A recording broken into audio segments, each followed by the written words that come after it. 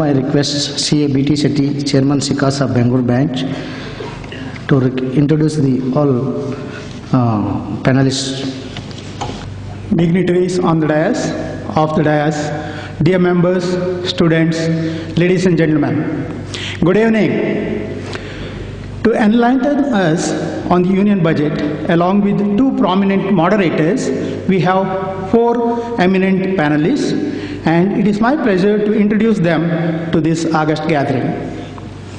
First of all, Sri K.S. Ravi Shankar. Sri K.S. Ravi Shankar, an advocate of the Karnataka High Court, a front-rank tax lawyer of South India. He is an independent researcher with the Foundation for Indian Civilization Studies.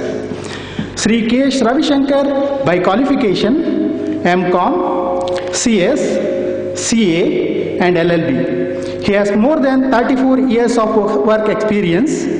Sri Ravi Shankar practiced CA for 16 years before switching over to the legal profession in the year 1999. Teaching also his passion, and he has taught corporate law and taxation at the ICAI, IIM Bangalore and Calicut, and also at the National Law College, Bangalore. He had addressed hundreds of seminars and conferences all over India on indirect taxation, FERA, and now PEMA. He has authored two books titled Central Excise Valuation and Central Excise Audit. Sri Ravi Shankar was a member of the Mitra Committee during 2000-2001 on financial and bank frauds constituted by the RBI, and the Kelkar Committee 2002 constituted by the Finance Ministry of the Government of India. With this brief introduction, ladies and gentlemen, please join me to welcome CAKS Ravi Shankar.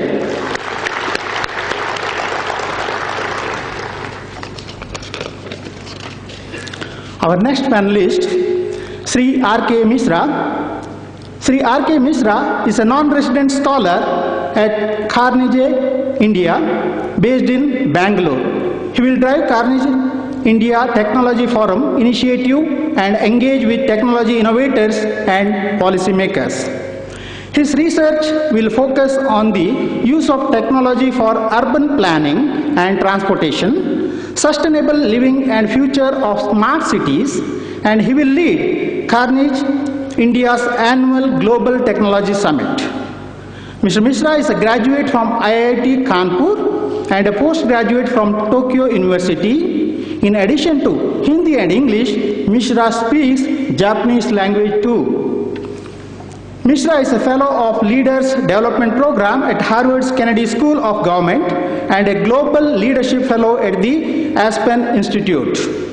Mr. Mishra is the founding director at the Center for Smart Cities, a knowledge bank and repository of best practices in the area of technology-driven planning and management of smart cities.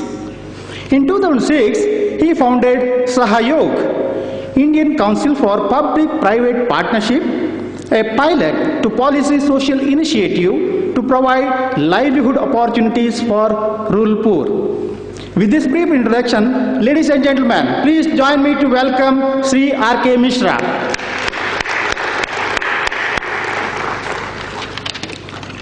The other panelist to join us is Sri N.G.N. Puranik. Sri N.G.N. Puranik is an investment banker having more than 27 years of experience.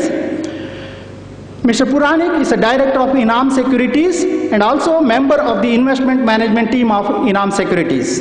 Mr. Puranik has worked in some of the finest companies in corporate India across many verticals from their early stages as an investment banker. Over the years of in-depth experience made him a successful investor. Our next panelist also had to join us, Dr. Pulak Ghosh. Dr. Pulak Ghosh is a professor of decision sciences and information systems at the IIM Bangalore. His main research and teaching interests are in big data, machine learning, artificial intelligence, household finance, economics, and its use in policy and social value creation. Dr. Pulak has published over 70 research articles in internationally reputed journals. Most of his research is due to some practical problems from industry. Based on his outstanding and innovative contribution to research, the International Indian Statistical Association awarded him with the Young Scientist Award in 2011.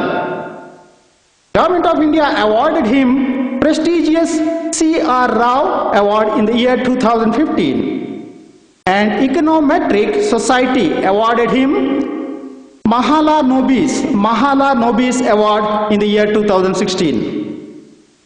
Dr. Ghosh also serves as a senior fellow at Niti Aayog and served in the advisory group of Big Data at the United Nations Global Pulse, a big data initiative of UN.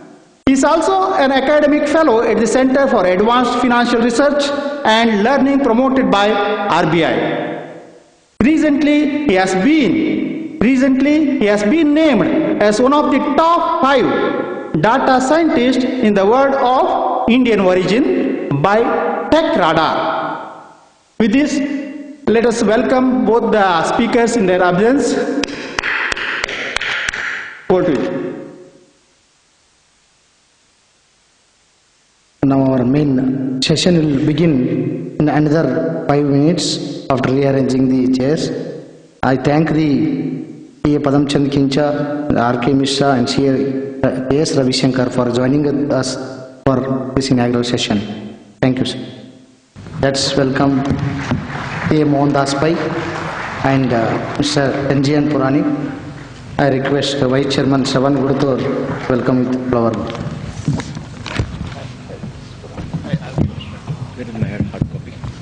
Over to the moderators. Thank you.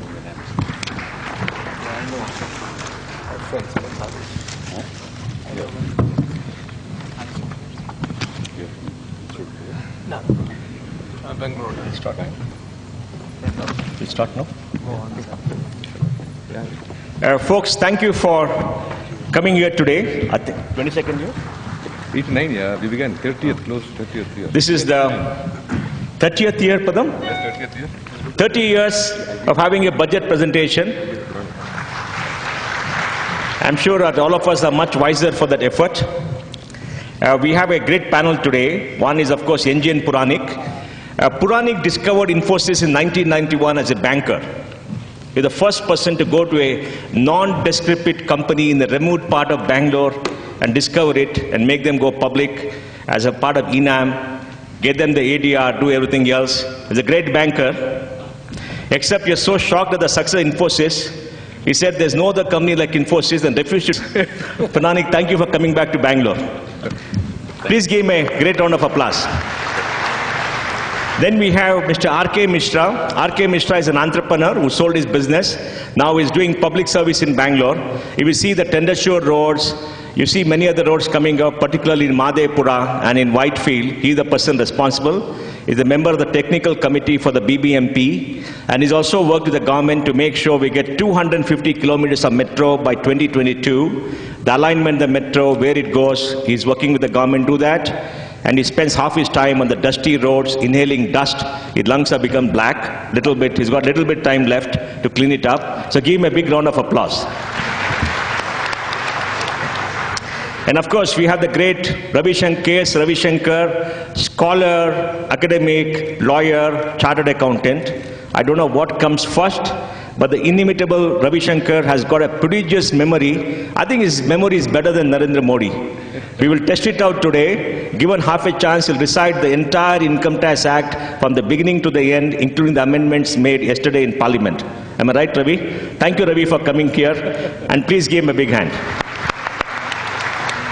And we have another speaker. He's on the way. He's lost his way. He's an IIM professor. And IIM professors lose their way very often in real life because they're all academics. He's the only professor from India to publish in the American Econometrics magazine for the last 60 years. He's a big data expert with economics. And he and Soumya Ghosh of SBI published the famous Ghosh Plus Jobs Report for the first time debunking the claims of the leftist malcontents that India has had jobless growth for the last 10 years. He gave a jobs report which says that this year we will have about 70 lakh jobs who pay ESI or PF or pay a pension. And he's got the data to prove it. And I think it's a remarkable work that is done. So I think we'll give him an applause when he comes. Okay, folks, we start with the first slide, as usual, giving you an introduction about India. Yes, please.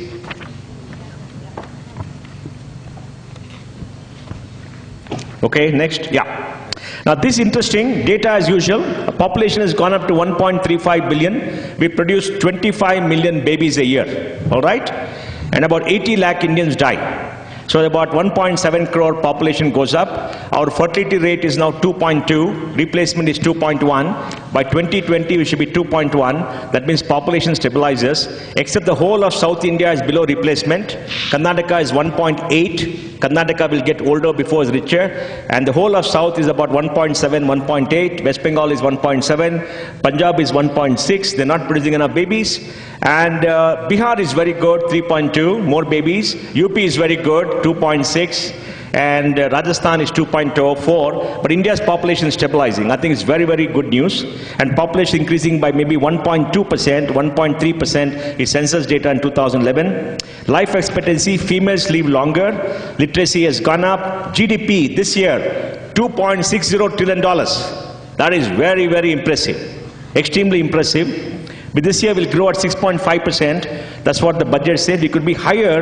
In PPP, we are the third largest economy in the world at $9.4 trillion. Give a big round of applause to India. Per capita income nearly $2,000. And economists say that if you reach $2,000, it will be an upward spiral and India will grow rapidly in the next 10 years. We hope to be $10 trillion of GDP by 2030 if all of you work 1 hour more from today. Exports, imports are growing.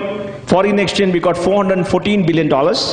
And external debt for the government is quite less. And frankly, Indians are not borrowed enough. China has borrowed about 2 to 3 trillion. And that's why we should go to Japan and borrow 500 billion 50-year loan at 0.1% a year. Because, none of us are going to be around to repay it. Now the Japanese are going to be around to ask for it. So our big problem in GDP is interest to GDP is 24%. That's very big. That's why our rating is less. Because 24% of government revenues goes to pay interest. Next. Next, please. Folks, look at this data very carefully. You should be proud of your country. Our population has grown between 1991 and 2018, 27 years, by 1.6% CAGR. Life expectancy has grown less. Literacy has grown 2.1.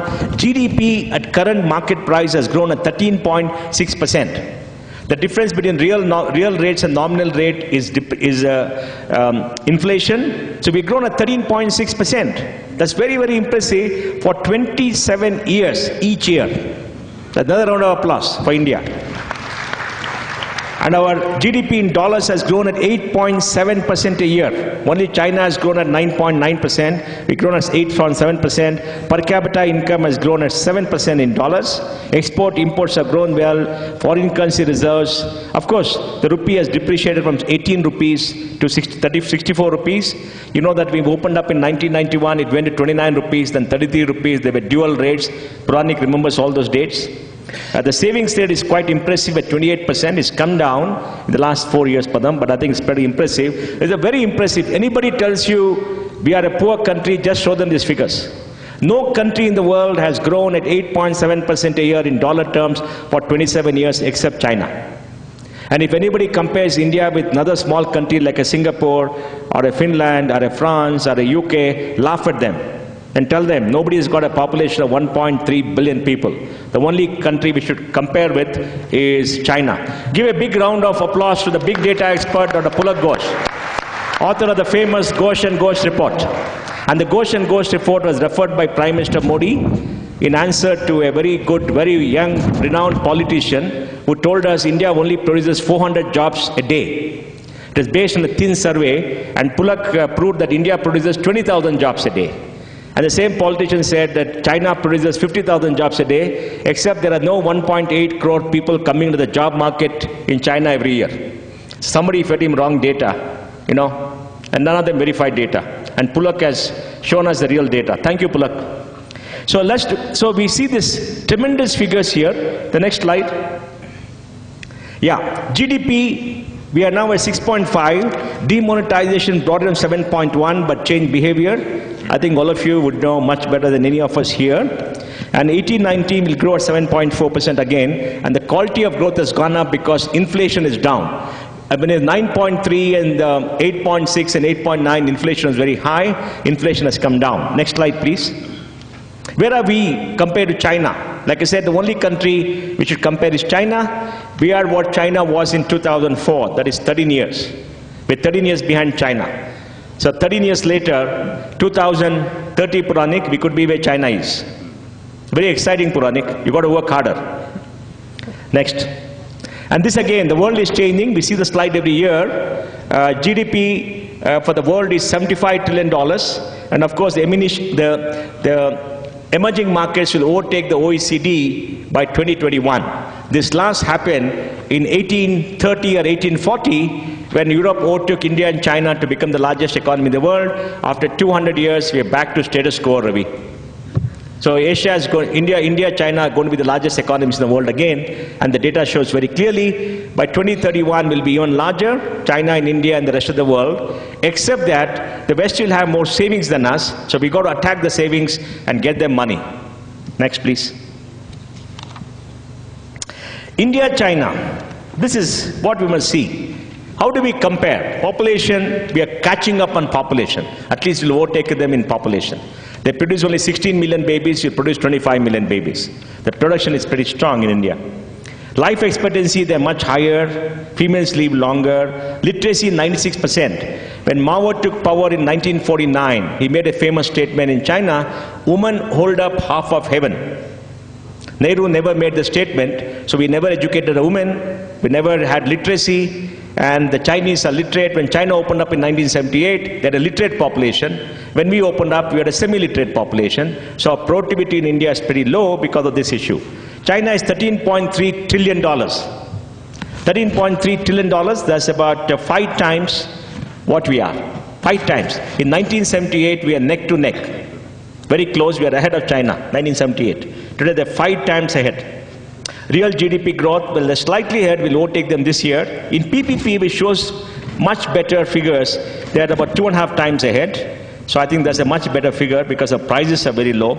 Export, import, China, the largest exporter, largest importer, largest reserves, is the largest economy in the world, overtaking the United States in PPP. And the figures show it. It's got the largest debt in the world, external debt, 1.6 trillion, 260% of gross debt to GDP, that is including private sector debt. Okay, we got all these figures. Now, we'll request Arun Jaitley to speak to us. Yes, Finance Minister.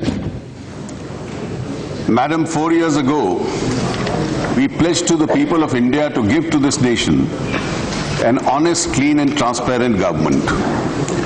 We promised a leadership capable of taking difficult decisions and restoring strong performance of Indian economy.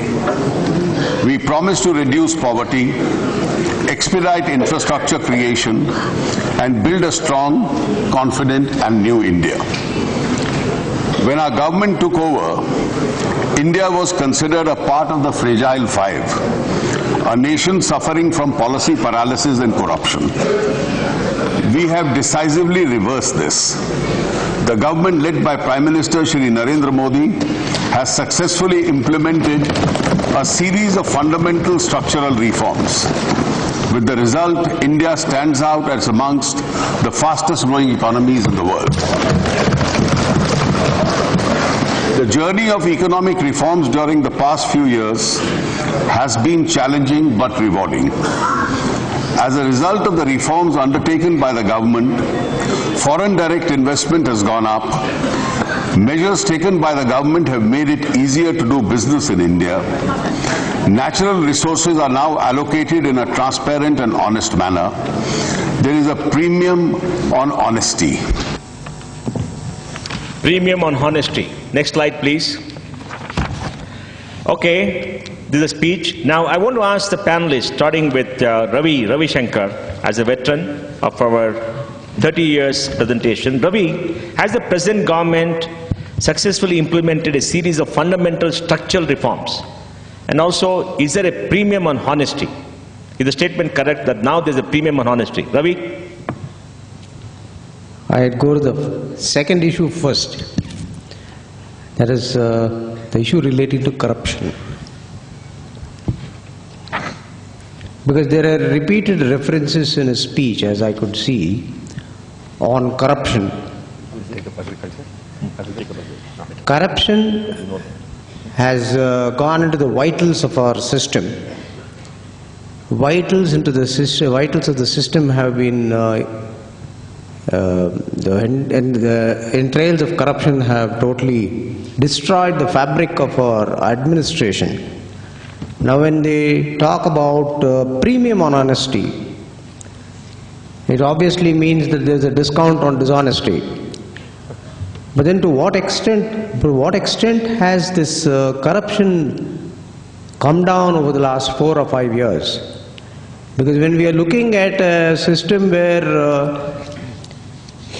every paper that has to move from one desk to another, now when you talk of less government but more governance is another aspect which has been repeatedly referred to in by the government authorities and also at the ministerial levels. So this issue of corruption has a vital link with the manner in which these policies are implemented by the people who matter at the desk where they administer the system of taxation or any other programs that have been put forth on the agenda by the government over the last 4 years.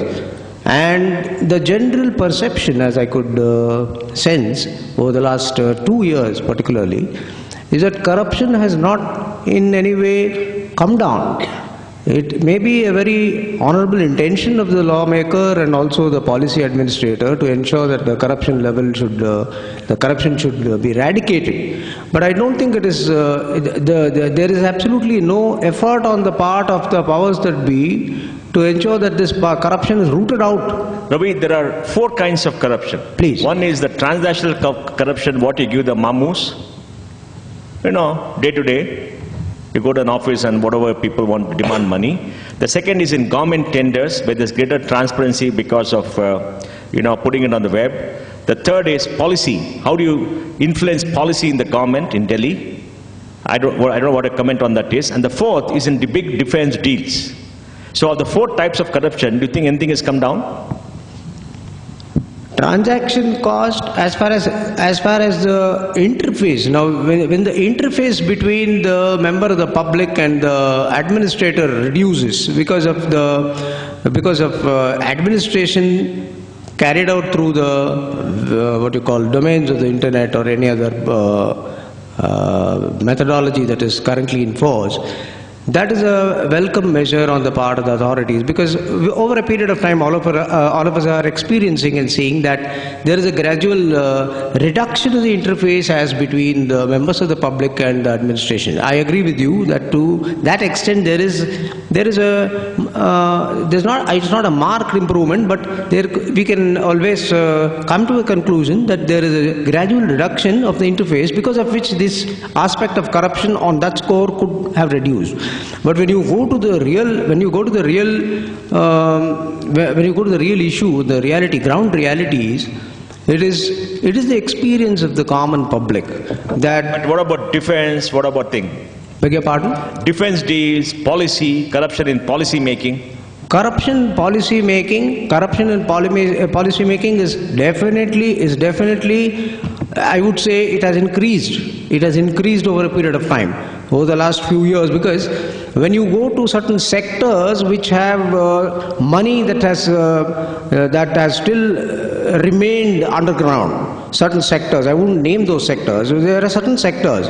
For example, there are certain laws relating to real estate and housing which have which have recently been enacted by the Parliament, and there is no throttle given to those laws because of certain elements, because of certain power, a particular nexus between the public administrator and the person who is supposed to implement those laws when it becomes a public law. So there's an element of corruption that has definitely been the root cause for those legislations not having been fully throttled.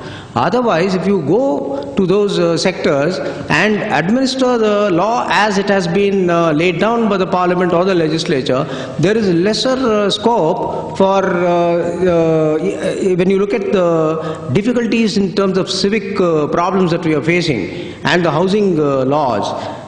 When those laws are properly implemented in the manner in which they have been tabled in the Parliament and enacted, and you give a full throttle to those laws, there is ample scope for ensuring that there is the least amount of civic problems. Civic problems will definitely come down. Okay. Yeah. What about in fundamental structural reforms over the last 4 years? Fundamental structural reforms, yes. There is an improvement insofar as the infrastructure is concerned, but even there are certain schemes which have remained mere slogans. There have been some schemes and campaigns which have been announced by the government which have remained mere slogans. It's more of sloganeering. Okay.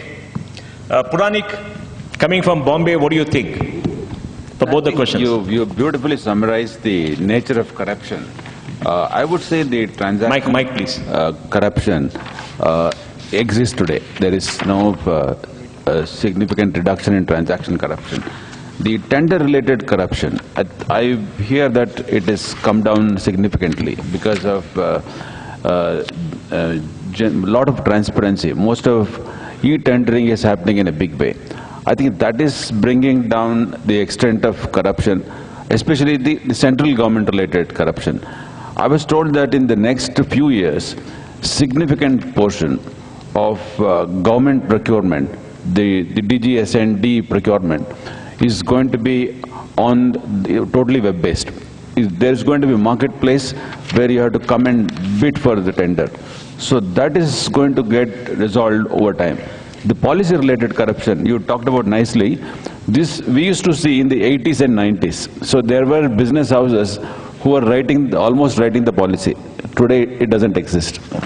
So policy-related corruption today, I think it's thanks to the Modi government, we don't hear any of those. And the defense-related, I have no comments, because that's one thing which is difficult to solve. And what about a premium on honesty now? Premium honesty exists. I think it's better today than what it was before. RK? So I think there are 4 aspects. I'll start from the first, the common man. I heard a colleague here. I think of a poor man in a village. Narega, one of the largest welfare schemes. Delivery of ration, which is a PDS. Most of it is gone online. Direct benefit transfer, thanks to Aadhaar. Now that essentially means there is zero corruption there, and I come from a village in UP, and my family and my cousin are Pradhans. In fact, they have tough time because the block officer still wants money, but the Pradhan cannot make money because he cannot increase the number of workers working on Narega, or he cannot give the ration and not give the ration. So he is having tough time because officers still want money, but he can't make money out of the system because system is almost foolproof. So, of course, somebody in the city trying to manage his khata, I think is a different issue, except in many places like Karnataka still has not gone, but rural Karnataka has Bhumi. And most of India, rural India has seen corruption come down drastically because they have adopted systems and processes where unique ID and the direct benefit transfer and then Jan Dhan, which you call JAM, Trinity has worked beautifully. So that's about common man. Coming to the policy, I hear from a lot of my friends in the industry, many of them are closing their license offices in Delhi. Hardly you see people in corridors of power. Otherwise, corridors of power, you saw more Bombay people in Delhi than otherwise. But the flights are full. There are 138 flights from Bombay to Delhi. They're all full. Well, they are full because the people are doing business one way or other, but they are not in North Block and South Block. That's what I hear. I certainly have that experience of some friends who are big industrialists, and they are saying it has suddenly and certainly come down. The fourth issue is about policy making. I think policy making in India, unfortunately, our bureaucrats are not specialists. They are generalists. And unlike US administration, when every administration brings a specialist in each role, you will not see Mohandas being there and looking at Ministry of Commerce or Finance. Usually it will be a politician who may happen to be a lawyer or may happen to be nobody, but running, Piyush Goyal, he's running Railway Ministry.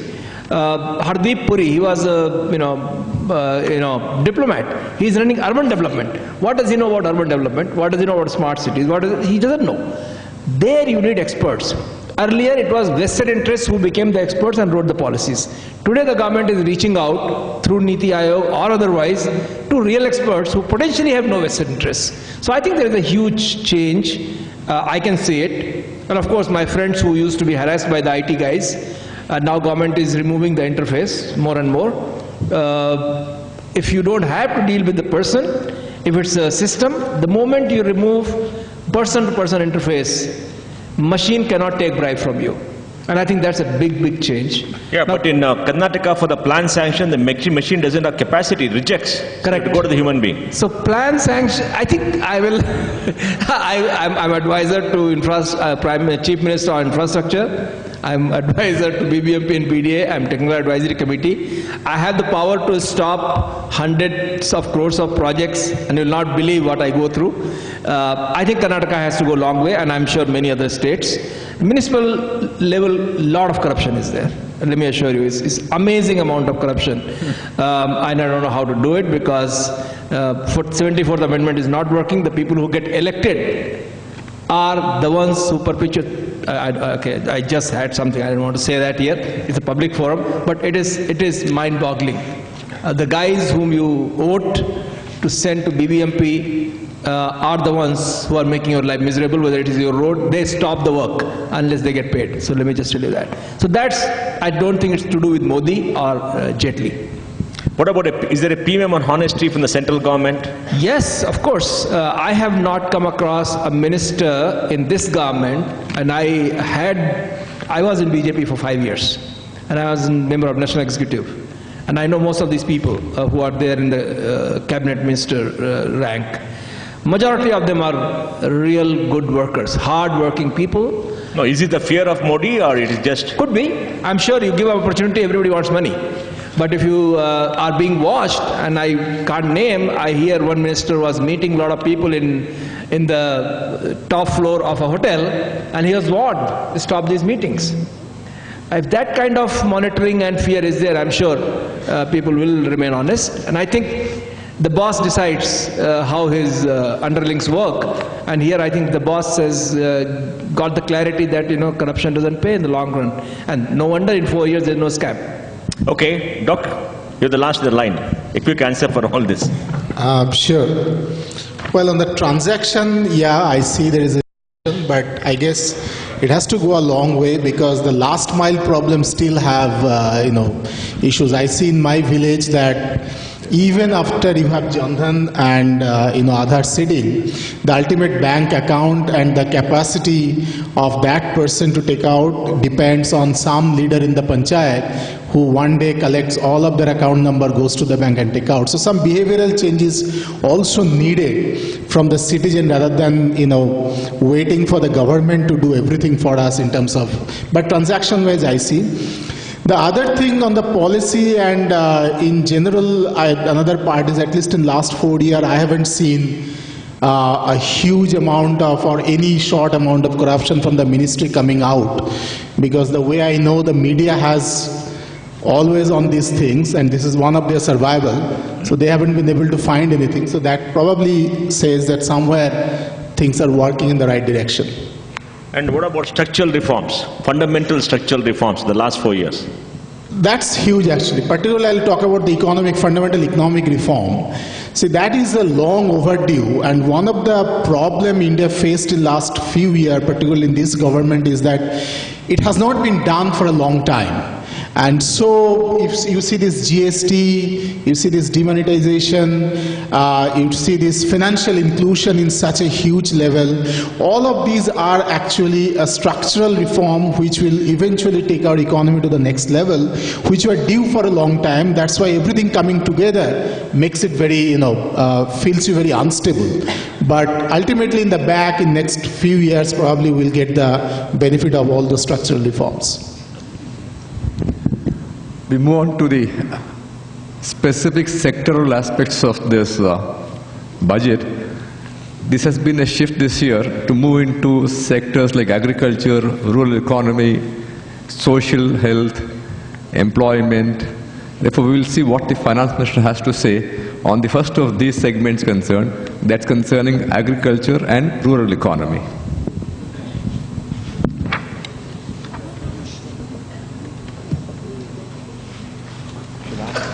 My government is committed to the welfare of the farmers.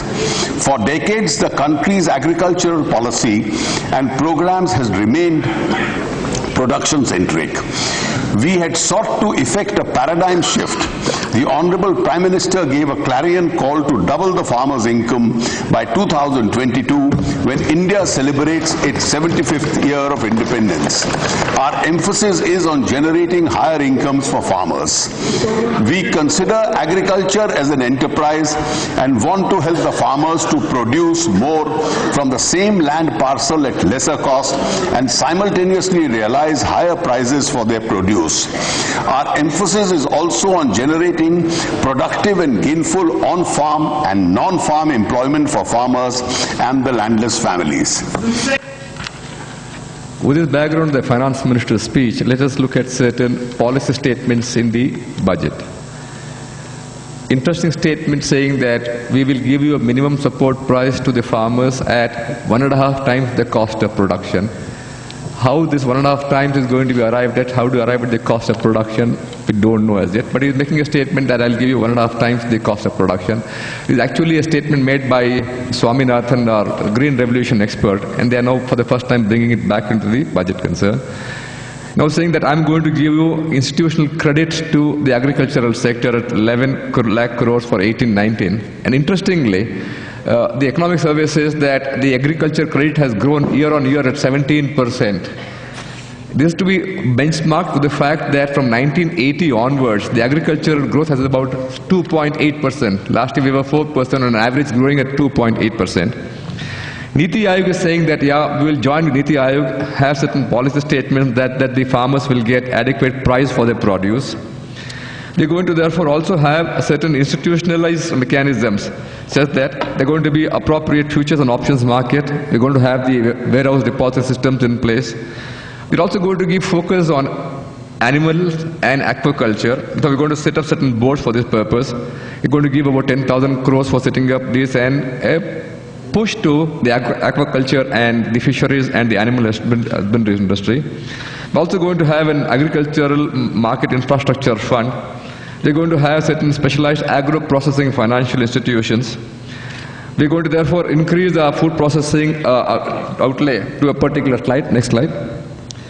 Interestingly, he makes a statement that the APMC yards have had a political stint and therefore they have been influenced, not properly functioning. Therefore, he's making a statement that the 22,000 rural yards will be converted into some sort of an APMCs, Gramin agricultural markets. We're therefore also going to increase our agricultural products on the basis of scientifically developed clusters. We're going to encourage organic farming. We want women to get employed a little more, and therefore he's making a statement that we're going to encourage self-help groups, because the survey says that the the women population in employment has dropped down from 36% to 24%. There has been a shift from agriculture on this matter to a large extent. Therefore he says, I would like to have the women self-help groups coming in a little more into active domain. There are certain Operation Greens programs. We're going to have, therefore, certain policies for liberalizing agricultural product exports. Next slide. Interestingly, the Kisan credit cards, their role is going to be extended to also fisheries and animal husbandry industries. We are also going to, this is important, in the rural economy, the finance minister says 14.3 lakh crores is going to be allotted for the purpose of livelihood and infrastructure in rural areas. We're going to have a national bamboo mission. There's going to be a dedicated affordable housing fund. We're also therefore going to have situations where, apart from what R.K. Mishra has mentioned, the Manrega program, 50,000 crores are being allotted to that. The last statement is what the finance minister did capture in this course of what we had played out. He says that we would like to have higher income for the farmers. In the last year's survey, next slide, in the last year's survey, they made a statement that our objective is to ensure that the farmer's income would double in the next 5 years. There's also a parallel concept of the universal basic income, but more importantly, he also made a mention that I would like to have the doubling of the farmer's income in a period of 5 years' time. Question therefore, I will begin with R.K. Mishra and then to Puranik. Has the FM done enough this year to ensure that the target of doubling the farmer's income in a period of 5 years is achieved? Are they comprehensive enough to improve agricultural productivity? This is an important aspect, that productivity in agriculture has not had any significant change over a period of time. The capital investment into that agriculture is not appropriate enough to have an increase in productivity. After all this spending, will the rural sector improve? Do these measures address the bottom of the pyramid? This is an extremely important issue. Do this at the lower level, because you find the farmers having a mythical status, always in problem, always identified with living in harmony, but oppressed, having difficult times. So will the lot of these people who are at the bottom of the pyramid improve? And are there any other measures that you think the finance minister should have thought of to improve the rural economy? So I think this was the most important and most interesting aspect of the speech, which I was interested in because I work very deeply with the rural folks in UP. I come from a UP village, and I'm still very much attached. I go there. I'm a farmer myself. On average, I think productivity increase is the biggest challenge in India for a very simple reason. Average farm holding per capita in this country is 0.78 acres. 0.78 acres. Now, no, that's family. I'm talking about per capita. Now, what happens is with 0.78 acres, you neither have the size, nor you have the ability to do any scientific intervention which will increase the capacity of productivity. A farmer with 0.78 acres barely grows enough so that he can survive for his annual ration. So for him, I think unless there is a method in which his land can be pooled along with many others and is made, for example, now Mahindra is going to rent the tractors because not each farmer can afford to have tractor. Similarly, the seeds, they can't afford seeds. Fertilizer is impossible to get it. Land pooling mechanism is something which I think is must for the productivity increase. So that's something which I think government has not talked about. It's not very easy. Contract farming is opposed by the vested interests, but I think there's some method of land pooling has to be done. Very interesting land pooling has been done in Magarpatta in Pune for urban development, where farmers have become the shareholders of the the complex, the big township. In villages, productivity increase will not happen unless the lands get pooled. That part I think is missing, and I don't know how this will be done. This should be done. Coming to 1.5 times, there is a little issue here. A farmer is spending on agriculture by way of when he hires a tractor for tilling, when he buys a diesel or pays for the electricity for irrigation, when he, which is impossible to measure because either he borrows or hires from the neighbor. Only thing which government can measure and which is at the subsidized rate is urea. DAP is now in the open market. Only urea is the one thing which government can measure and by which usually they derive the cost of the thing. Seed also is very difficult to measure. So first of all, there is very difficult to find what is the cost of production. I'm sure they are going to average it per district depending on other things. Second, why only 1.5 times? What about his labor? He also puts the labor. What cost you are putting to the labor? So the cost of production should be the cost of the labor and whole family of 3 or 4 work on the field. So if you put around 300 rupees per day or 200 rupees per day for 4 members of the family or 3 members, even husband, wife, you put it, that should be the real cost. And if you give him 1.5 times of that, he'll be fine. But this system, which was implemented in MP, something similar, which has failed miserably because it was so bureaucratic. The amount of data collection, amount of parameters they created, pricing was supposed to be discovered through 3 states, nearby states, which are absolutely different. MP in Bundelkhand of MP and Western UP is absolutely different. How are you going to do it? So it totally failed, though they are talking about a success, but farmers are not happy. So I think the mechanism of finding this is very difficult, but 1.5 times is very good. But unfortunately, on the ground, this is not going to help. The biggest help which happened, I think, is since they cannot kill APMCs, they cannot kill the cartels of the traders, and adatiyas we call it, they have created so-called grams, which is essentially a smarter way of killing the APMC yards, which are 500 something, 22,000 hearts, where it is almost like going back to barter system. It was like this 20, 50 years ago, but then we tried to organize. But then that organized was taken over by the middlemen, which is Adatiya. Government cannot break them because they control the state governments, and APMC comes under state government, and state governments are not able to dismantle them. So these 22,000 gram hearts, or grams rather they call it, I think that could really, it will take time, but eventually this will kill, and then the real discovery of the price for the crop will happen. Second issue is, now they have brought every crop under MSP. Earlier it was only the cereals, and after some time the pulse and the, those oil seeds. But now every crop, that's another challenge. How are you going to do price discovery? These are two important things. Everything else, few thousand crores here and there, I think doesn't matter. Puranik, also, we have seen the finance minister making a statement post the budget that the amount I get from long-term capital gains taxation would be used for the purpose of funding the huge health sector insurance for the families concerned. Should therefore have imagined some sort of a tax on the rich farmers concerned, so that that money is used to those people who are at the bottom of the pyramid? Should we have taxed the rich farmers? And should have done anything more, therefore, in your opinion, for the purpose of improving the rural sector? No, what's the question? We have seen a subsidization. I'll tax long-term capital gains. I'll use this fund for the purpose of having that insurance for 10 crore families concerned. Should we have, in a similar manner, sort of taxing the rich farmers concerned, such that that money is kept separately for the purpose of meeting or alleviating the conditions of those farmers who are at the bottom of the pyramid? I think they're trying to do what is politically feasible and economically viable. I don't think they can do that at all. That's because you can tax investors, long-term capital gain, you can increase it. They have done it. STT also you are paying, long-term capital gain also you have to pay.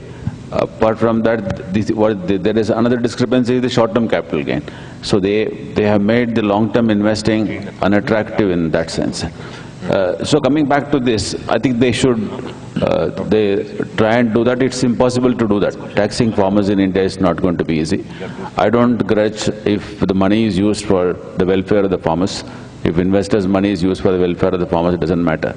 But it's not going to be achieved. Touching the farmer in India is, you need, even if Narendra Modi can't do it, means you can imagine. Professor Ghosh, any comments on this sector? Yeah, I mean, this is a hard subject. Unless we have, consumption tax, it's very hard to get around this problem for taxing the, farmers also coming in the loop. But on the agriculture side, see, one of the issue happens to the farmer is when the price is, supply is very high, demand is low, price is low, farmers are suffering, government doesn't do much. But when the price actually goes up, that's when government has all those treaties with outside and they import. So basically somewhere this urban population dominates the misery of the farmers. And this somewhere needs to be managed by the government a little bit better way. That when the price going up, maybe they are getting a little bit more money, immediately there is import or something else comes in and they crash the price. So either way they get they get the hit. The other thing is, it's a good thing that there is a push in the animal husbandry, because that is one of the things that the farmers need to focus on as a secondary option, because that at least let them live even if the farming is not that good. The third thing which I am hoping someday will happen is, just like we have an India stack, we should have a farmer stack. which has all the data. See, one of the reasons yield is not happening is also, apart from what my colleague was saying, also because the farmers or even the scientists doesn't know anything about the soil, texture, weather, what happens, what needs to be done in that soil. So somewhere if we can build a farmer stack, kind of India stack, well, all this data, including satellite data, everything sits on, and a constant input goes to the farmer, what's supposed to be done in his field to increase the yield, that really changes the game. The technology has to be brought into that level, I think. Puranik, can I just add something to what my learned friends were mentioning? You see, farming and agriculture, as all of us would appreciate, are high stress occupations. Now, we have in our mechanism in the Constitution itself built in the directive principles of state policy, which all of us have seen have not been properly implemented over the last 69 years of being a republic. That is fundamentally for the reason that they are not justiciable in a court of law. Now, all these policy statements which the Honorable Finance Minister has made are good, with good intention, there is no doubt about it. But how much of these are going to percolate downstream and become implementational, what you call successes, as you call it? How is it going to happen? For example, when you look at the farmer suicides, out of the farmer suicides are something which is very disturbing, which could happen for different reasons in different places. Somewhere it could happen because of drought, somewhere it could happen because of failure of the crop, so in some places because of the debt and so on and so forth. Nevertheless, these agrarian development programs and other related incidental issues which have been talked about, when we look at these from a larger perspective, it's duty of the government to also categorically indicate what is the progress made as compared to the last 3 or 4 years during the preceding financial year. It's the duty of the government to state that. That doesn't come forth anywhere from the policy documents or from the economic survey in that clarity. There is no clarity about it. Now, in respect of suicides of the farmers, for example, in Karnataka, I think there were officially documented about 3,600 suicides during the last year, in 2017. And they have been attributed to have occurred because of either crop failure or drought situation. Whereas when you go to a place like Bengal, there were situations in October, November, right until December, when the potato crop was a very big harvest and they were not able to get the prices that were expected in Kolkata. Probably you would have observed that. Now, what are we doing about these issues when there is also a contradiction in the statements of the government in this policy document which comes forth in the form of the budget speech, that urbanization is a priority. When they say urbanization is a priority and urbanization is an opportunity that is going to be taken as a sort of a priority which comes from the speech of the minister, then you are going back on your promises made to the agricultural sector, because there could be issues where you are going to acquire land for the purpose of urbanization or for purpose of implementing these smart city program, etc., which you have on your agenda. So there is a contradiction there. When you contradict yourself, and when you also say that there is a contradiction also when you say that there is a significant improvement in terms of production of fruits and vegetables, as he says in one of his paragraphs, I think one of the paragraphs, 12 or so. 300 billion tons is the... Yes. When he says that, how do you justify the prices of tomato and onion which rose to 80 rupees and 75 rupees in just 2-3 months before, which have plummeted to 10 rupees now? I just can't understand what's happening to us. I think you should tell us something about it. Anything? I think on this point, let me just few misconceptions, especially for the city folks who have no understanding of the village economy. Very simple thing. First, India cannot, I must repeat, our politicians have used this India lives in villages, which Mahatma Gandhi said. But Mahatma Gandhi never said India should continue to live in villages. Correct? Because they could not do anything for those villages, and because those people are not organized, unlike urban India who have social media and Facebook and Twitter, and they immediately ask questions, they said, okay, fine, you live in villages, you are happy.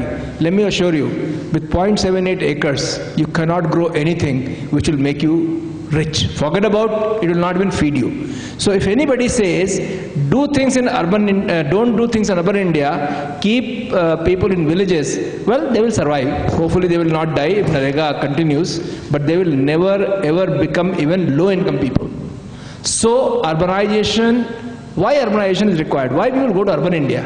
I came from wherever, I got education, I went abroad, I am from UP, but I settled in Bangalore because I could do my business, which was IT business and telecom in Bangalore. I couldn't do it in Sitapur, where I come from in UP.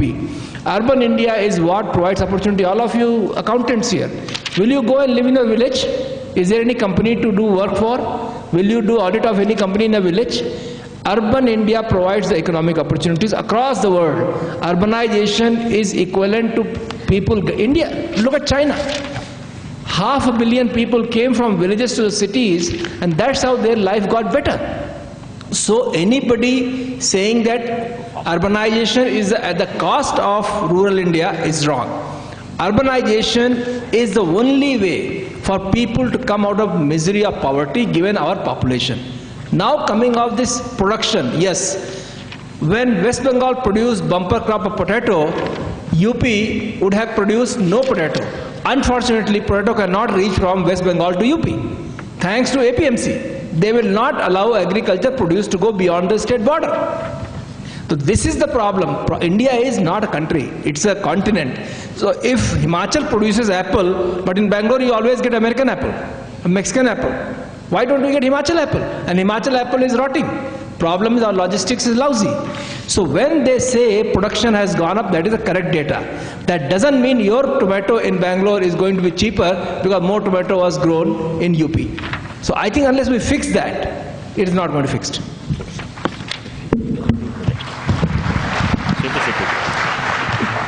Puranik, one quick question. Why should a farmer who's in Delhi get 50 lakhs income and not pay tax? And why should you, getting 50 lakhs income, pay 30% plus 10% surcharge plus 4% cess and all the things? Why is the difference? Why the discrimination against you versus a farmer, a rich farmer? No, I think, see, the rich farm lobby is stronger. That Mr. Misraji talked about the weaker village section of the village population, the landless part of it. So they're not organized. So they have no say. But the rich farmers, they have a great say. So it's not going to be easy to tax them at all. Is it politically feasible to tax them? So it's a happier situation to tax them. How will you tax them? Okay. We'll move on to the next aspect of health and social security, and we see what the FM has to say on this.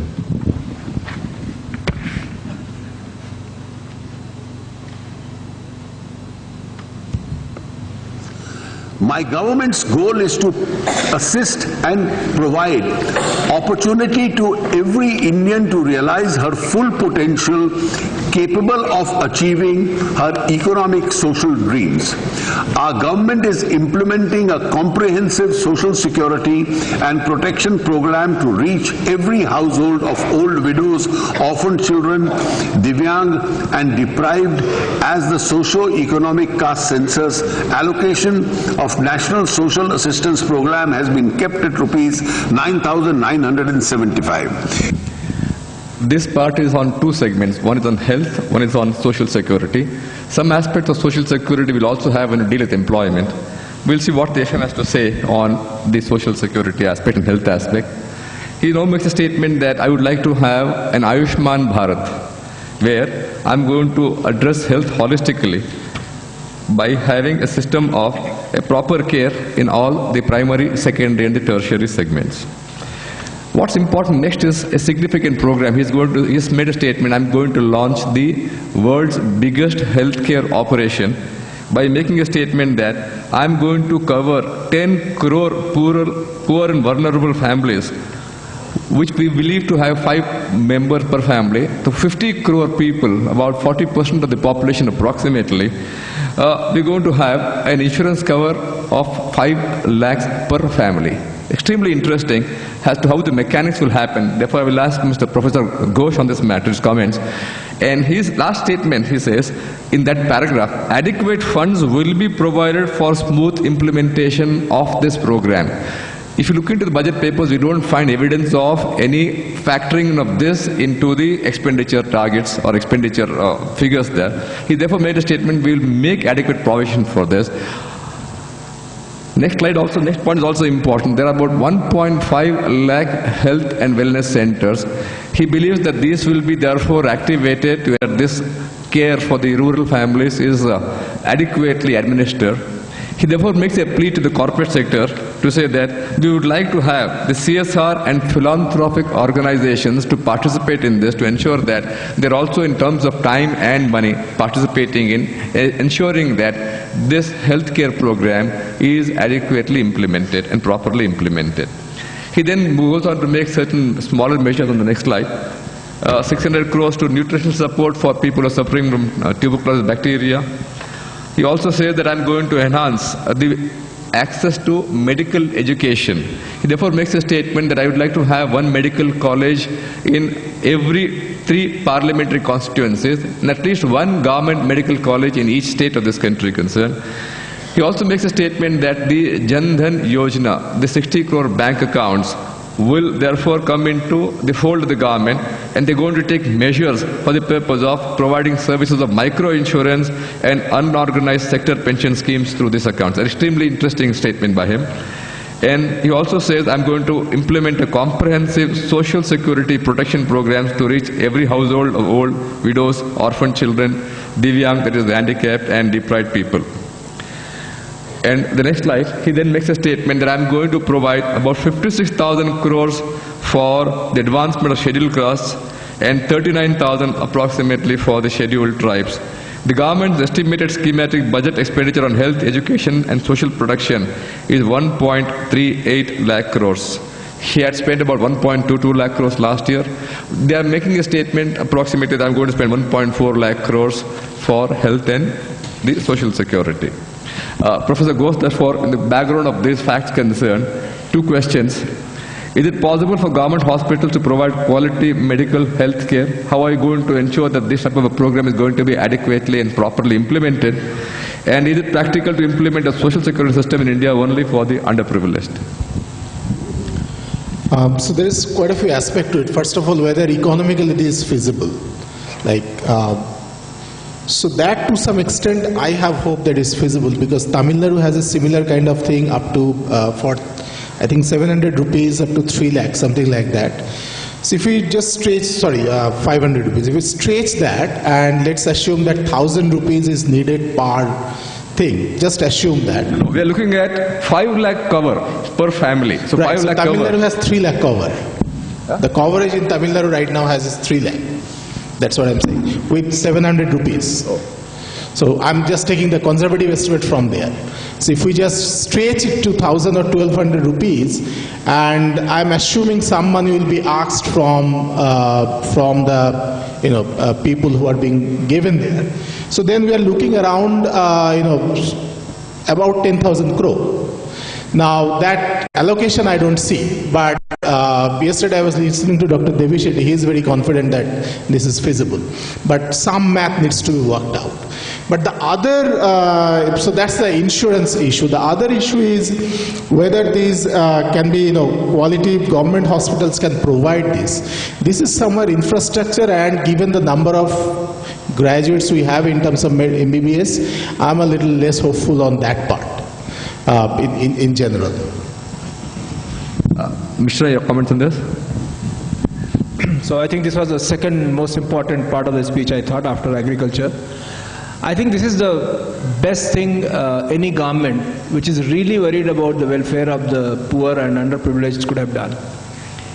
I think you talk to your mates, you talk to your driver, talk to somebody who doesn't have money. I think sometime in life, their family would have been destroyed because somebody got very sick. And they had to borrow 1 lakh, 2 lakh, 3 lakh, and they could never repay. So poverty in India is due to health issues. And given that government has shown the intent, money will come. 10,000 crore is nothing.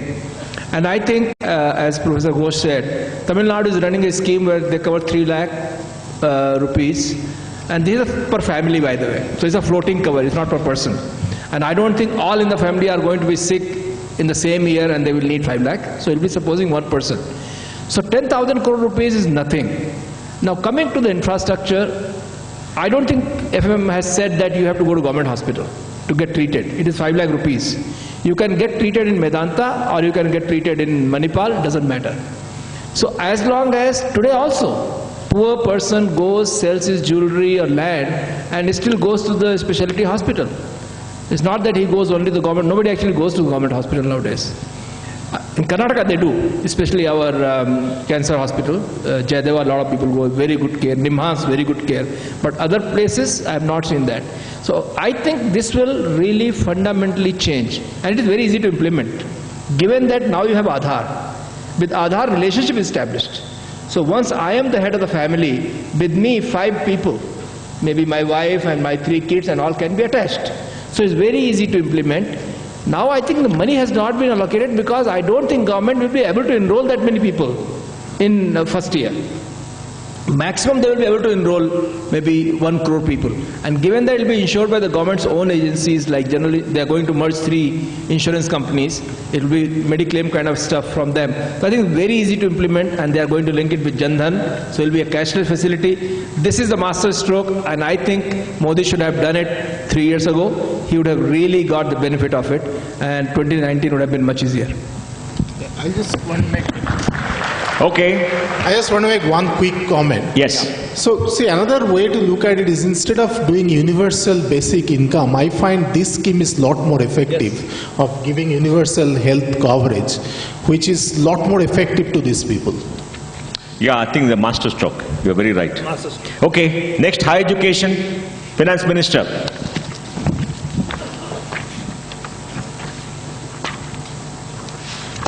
To set up investment in research and related infrastructure of premier institutions, including health institutions, I propose to launch a major initiative called the Revitalizing of Infrastructure and Systems in Education, RISE by 2022, with a total investment of rupees 1 lakh crore in the next 4 years. Higher Education Financing Agency would be suitably structured for funding this initiative. Well, I think a lot of things have been announced. 1 lakh crore for 4 years, 13 lakh untrained teachers to get trained. I don't know how they could be untrained teachers at all. All teachers, people who become teachers should have been trained, right? They couldn't be untrained teachers. Digital intensity by digital board instead of blackboard. 2 full-fledged schools are planning. It's not going to make any difference to this country. 2 schools are planning, 100 people each in each school.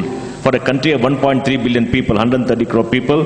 Prime Minister Research Fellows, very, very large number, 1,000 best BTech students. 1,000. What a joke.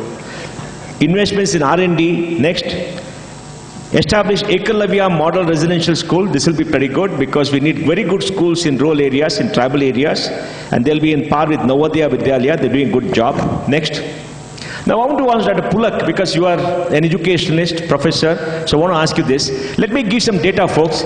We have 26.5 crore children in school. Every year in class 1, 2.4 crore children come. We have 16 lakh schools in this country. And we have totally about 1 crore 15 lakh teachers. All right? Till class 12, okay? This is the data. And for 100 children entering class 1, about 70 go to class 10, the rest drop out. Out of 70 in class 10, about 50 pass. Out of 50 who pass, maybe 35 or 40 go to class 12, and out of the 35 go to class 12, 25 go to college. So we have got in college 3.5 crore people, 864 universities, 51,000 colleges. All right? And government, state government and government spend 6 lakh crores on education in this year. That's my estimate. Last year they spent a little bit less. And parents possibly spend another 6 lakh crores. So 12 lakh crores is being spent by people of this country and government every year for education. Now, doc, what are we getting for it? Now, do you think this is bold enough? Will it solve the problem? What has to be done in education to improve quality? And we got the silly report by ASER, which says that in 29 districts of this country, across 24 states, in the rural areas, rural districts, class 5 kid cannot reach class 2. You don't expect them to. But then everybody started saying on TV that, oh, this is a national problem. 50% of children in class 5 can't do class 2. I do tell the gentleman there is only 24 districts, 29 districts in rural areas, not the whole of the country. Now, do you think this is ambitious enough? Every year we get these motherhood statements. What do you think? No, I think the problem is every year we are not targeting. See, education, if we look in our case, like a few years back I was in Sri Lanka, and their primary education, if you talk to the children, they are way more knowing things than us. And so when I asked their education minister, he said me one thing. He said, when you guys were investing in IIT, IIM, ISC, we did invest in primary education. Right? So the problem happens is we don't have target. We can say the next 5 years I am going to target only primary education, I am forgetting everything else, let them be where it is. Unless we target and I want to do everything bits and pieces, it's not going to work. And in primary education and secondary education is enormous amount of funding, enormous amount of training, enormous amount of knowledge of the teachers are also needed. So that this is very much lacking. The students go to school, but then if they don't feel like it's not only that, I need to get excited to go to school. And that is kind of lacking in our entire system.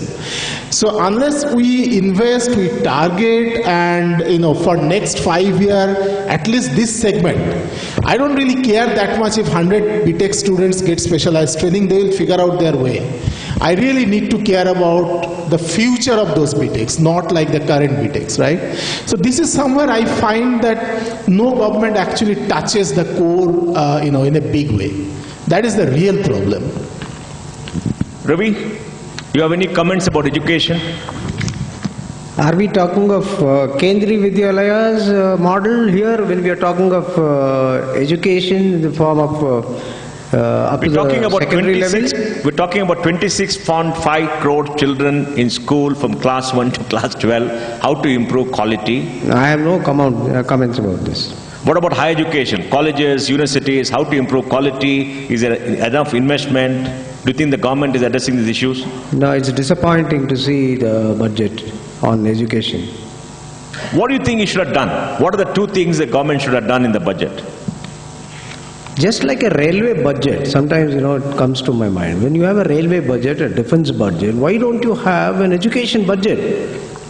A policy document for education and have a specific allocation of funds for the budget and implement that right from the top to the bottom at the state level also. You should implement through some agency or nodal agency. Why can't you do that? Disappointing. Education is not at all given a priority in any of these budgets. Very unfortunate. We should have a separate budget for education. RK, a quick comment? I think we are not Sri Lanka, we are not Finland. We are a country of 1.2 billion, and I think Jawaharlal Nehru and everyone after that, they said we only need few thousand very bright people, let's focus on them so that we can. So you see the global CEOs, India is one of the countries, other than OECD, Indians are the global CEOs, because we have Mohandas Pais of the world, and we have Mr. Pulak Ghosh and Mr. Puranik. We have been opportunistic about, because we wanted brightest of the country to get the best education. That's why we got IIT, the IIM and all that. I think that part is done, and that's why we sit here and talk about it. The problem, and the one thing I was thinking yesterday, why education cannot be a subject of central government alone.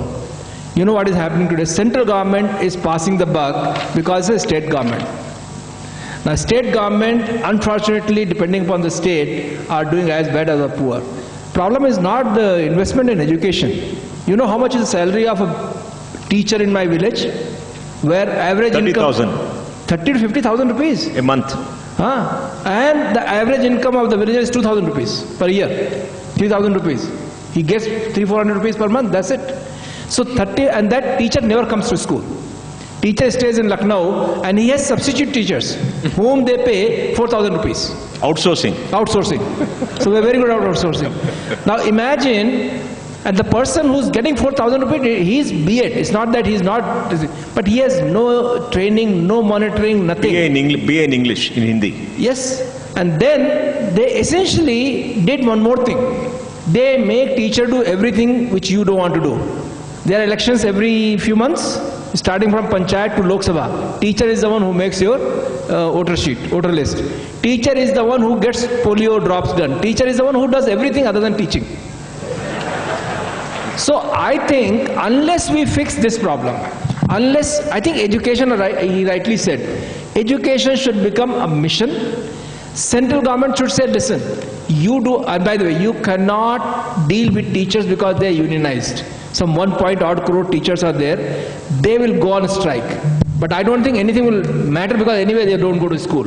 Let them go to strike, do whatever you have to do, but education, unless we fix it, we are producing non-productive people. Demographic dividend has become... But that's in UP or Karnataka, RK? Huh? UP or Karnataka? Let's leave it there. See, I've been very careful not talking much about Karnataka, you saw that, no? Because I live here and I want to get out of this hall safe. To continue this, before my colleague takes over, you see, education is a concurrent subject. If you look at the constitution also, education, including technical education, medical education, universities are a subject of the concurrent list. Now, when you have a stream of education which is enforced through a mechanism which has connectivity between the central government and the state government, you can have a better system. You can evolve a better pattern. And there has been absolutely, for the last 70 years, if you see the same old thing is being, Polly put the kettle on is what's going on in our education institutions. And whole time we are obsessed with the IIT, IIM stuff. Yes, very much so. Obsessed, and despite the fact that the regional institutes of, colleges of engineering and the National Institute, the institutions which were now brought under the new legislation 5 or 6 years before, all the regional engineering colleges, despite all these changes that have been made, there has been no remarkable progress, as you could observe, in the pattern of education. Yeah. Where we are obsessed with certain models. IIT Act of 1963 has become a role model for the recent legislation which has been tabled, and the IIMs, for the IIMs also. It shouldn't be that way. I know this IIM wallas think that they're much better than the chartered accountants, and we know who is better. It's a matter of opinion. Thanks for making me better, Mohan. It's not a matter of opinion, Ravi. You are there. You are a CA. Okay. Mohan, I have of course, Pulak is there. Is brilliant. Yes, Puranik. Point to add to this. We talk about education. We talk about people coming out of college, whether they are doctors, engineers, chartered accountants. So you have seen hundreds of thousands of engineers in Infosys, and we have millions of engineers here and doctors here. But point is, right from the childhood, they are not taught the problem-solving mindset. That's the key. The application learning doesn't exist. So rote learning is dominant. We also had rote learning. We had done well, Puranik. No. It's that they could do much better. Okay. So I think the problem solvers there are only 5% problem solvers out of 100. So you need to improve that ratio. If you can address that, have a target of 1 million problem solvers in a year. So you are talking about 5 million carpenters, electricians, plumbers, barbers. So that requires a lot of skill. That requires application. At least they are solving some problem. If you can build that kind of a community, and if you have all these professionals at the highest level to have a problem-solving mindset, I think the productivity you are talking about and reaching that $10 trillion target can be achieved quickly. Okay. Yeah, fast. We got to go. You are from the education sector and you have good friends in Delhi. One thing you should try to do, I think all of us collectively should focus on education and primary education. I'll tell you a very simple reason. First of all, another thing, Sarv Shiksha Abhiyan was started during Bajpayeeji's government, and biggest expenditure of Sarv Shiksha Abhiyan is feeding the kids in the school, midday meal scheme. The central government is giving a lot of money, but it is going into, so what is happening now? The teacher is busy cooking. Another job. And that's the training they got. A lot of money of this Sarv Shiksha Abhiyan, and this is administered through the Gram Village Pradhan, and there is some village committee. They are making tons of money by siphoning off that. I think other than education, everything else should not be put onto the teacher, and there should be better method. I think let's work on it. This is something really worrying because... But RK, why are these pradhans making money? Are Indians basically dishonest people? We don't see this kind of pradhans making corruption in the Western countries. They really educate their children. We don't heard of this. Why do our pradhans do this? The thing is, though, they have never seen what happened to them. They didn't get education, and whosoever got the education, what happened to him? He's still sitting in the village, and he's a problem because he has got education and he doesn't want to work in the field. At least the guy who doesn't get education is okay to work in the field. The guy has not got a job. So in village there is no premium on education. In my village I have started a rural BPO center. There are 450 kids. Vodafone's largest call center is in my village. Now people are realizing that if you get educated, something will happen to you. Otherwise they have not seen anybody getting educated and going somewhere. In your village you got educated, so everybody look up to you that, oh, look at Mohandas, I went there, maybe if I get educated I'll go there. In normal village, how many people? I am the first and last from the district to go to IIT. Now imagine, and nobody will remember who went last IIT. I went 40 years ago, 30 years ago. So I think people have no premium on education. They don't realize the value of education. That's why they produce more kids, because they still want them to work in the field. That's very worrisome, Barke. Okay. 1 minute, because education is something which all of us are, it's a subject dear to all of us, including our learned friends who are seated there. Look at this 54th paragraph of the speech of the Honorable Finance Minister.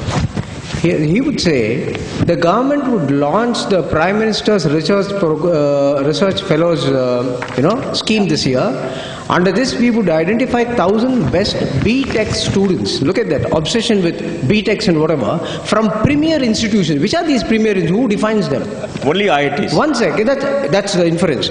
And provide them facilities to do PhDs. Again, you look at that. In IIT and IISc, with handsome fellowships, it is expected that these bright young fellows would voluntarily commit few hours every week. Few hours, that's again a subject matter of discussion. What is few hours? For teaching in higher educational institutions. What are we trying to bring out in this particular paragraph of the Finance Minister's speech? What do you make out of it? Ravi, I'll give you an example. I was called by the Principal Secretary of Higher Education in Delhi to say there are many engineers who don't get jobs, so we must train them for IT jobs. He said, we'll train them. I said, excellent, we'll train them. He said, we'll get those students from some of these premium colleges. I said, okay. We'll start with an experiment of 100. I said, 100? I said, we hired 500 a day. They don't have the foggiest idea of what is happening in India. Now we'll see what is happening in India, because Pulak has discovered that. Yes, video please.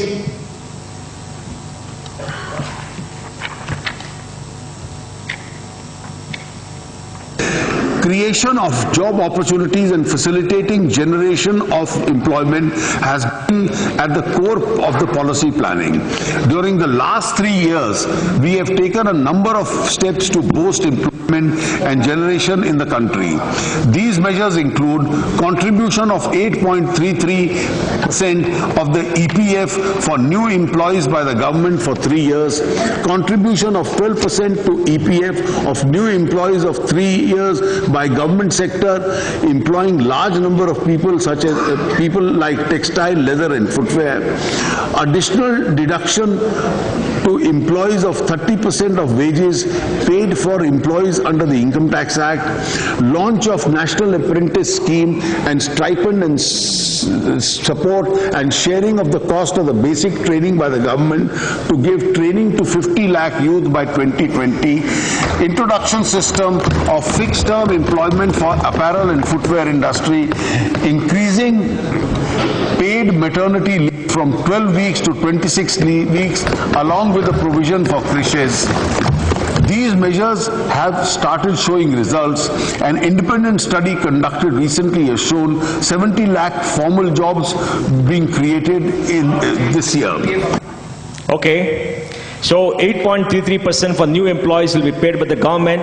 For the first time in 70 years, government is incentivizing employment and not capital. Our problem was industrial policy intensifies capital. If you put a 1 lakh crore refinery, you get 90,000 crores back as subsidy. And if you take a bank loan 80,000 crores, you don't have to pay it back, Puranik, because it gets written off. Now they're all stuck. They're going to insolvency, and everybody becomes rich. We look at all the billionaires in India, half of them made money this way, who come from this kind of industry. So for the first time, you're getting incentive for jobs. So deductions and 30% more in income tax is coming.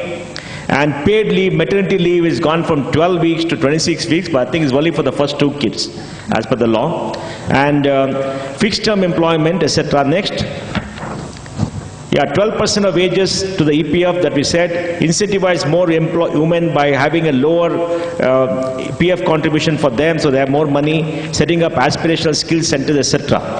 And employment. And he says 70, there's already bearing fruits in 4 years with 70 lakh formal employment. Now, Dr. Ghosh, what is this 70 lakhs? Where did it come from? What is this magic? Till about 6 months back, everybody said there's jobless growth in this country. No jobs have been happening for the last 12 years. Suddenly, people are talking about 70 lakhs. What is this whole, what happened? What is the jadoo that he's talking about and taking credit? Okay, so basically, the way I understand, India doesn't have that much problem of unemployment. Its real issue is the wage growth, it's not the employment growth. So when we looked at the data, basically we had about 8.2 crore accounts from EPFO, let's say. And from there we have cleaned the data for various things. 37% of the account didn't have enough information to consider. So we took that out. That brought us to 6 point something. Then about 1 crore was an amnesty scheme because government pushed around January to June to come on the scheme. So that 1 crore account has been taken out. And after doing all this cleaning, we came up with, we said that we'll take only the accounts who joined and after joining continuously contributed. Continuously non-zero contribution is there. So that total came out around 4.5 crore. Out of that, we realized that around 3.5 crore account who were before the 2-year period we were taking. So they may be before. And around 1 crore came out to be in 2 years. Total 1 crore came out who joined in last 2 years as per the EPFO account.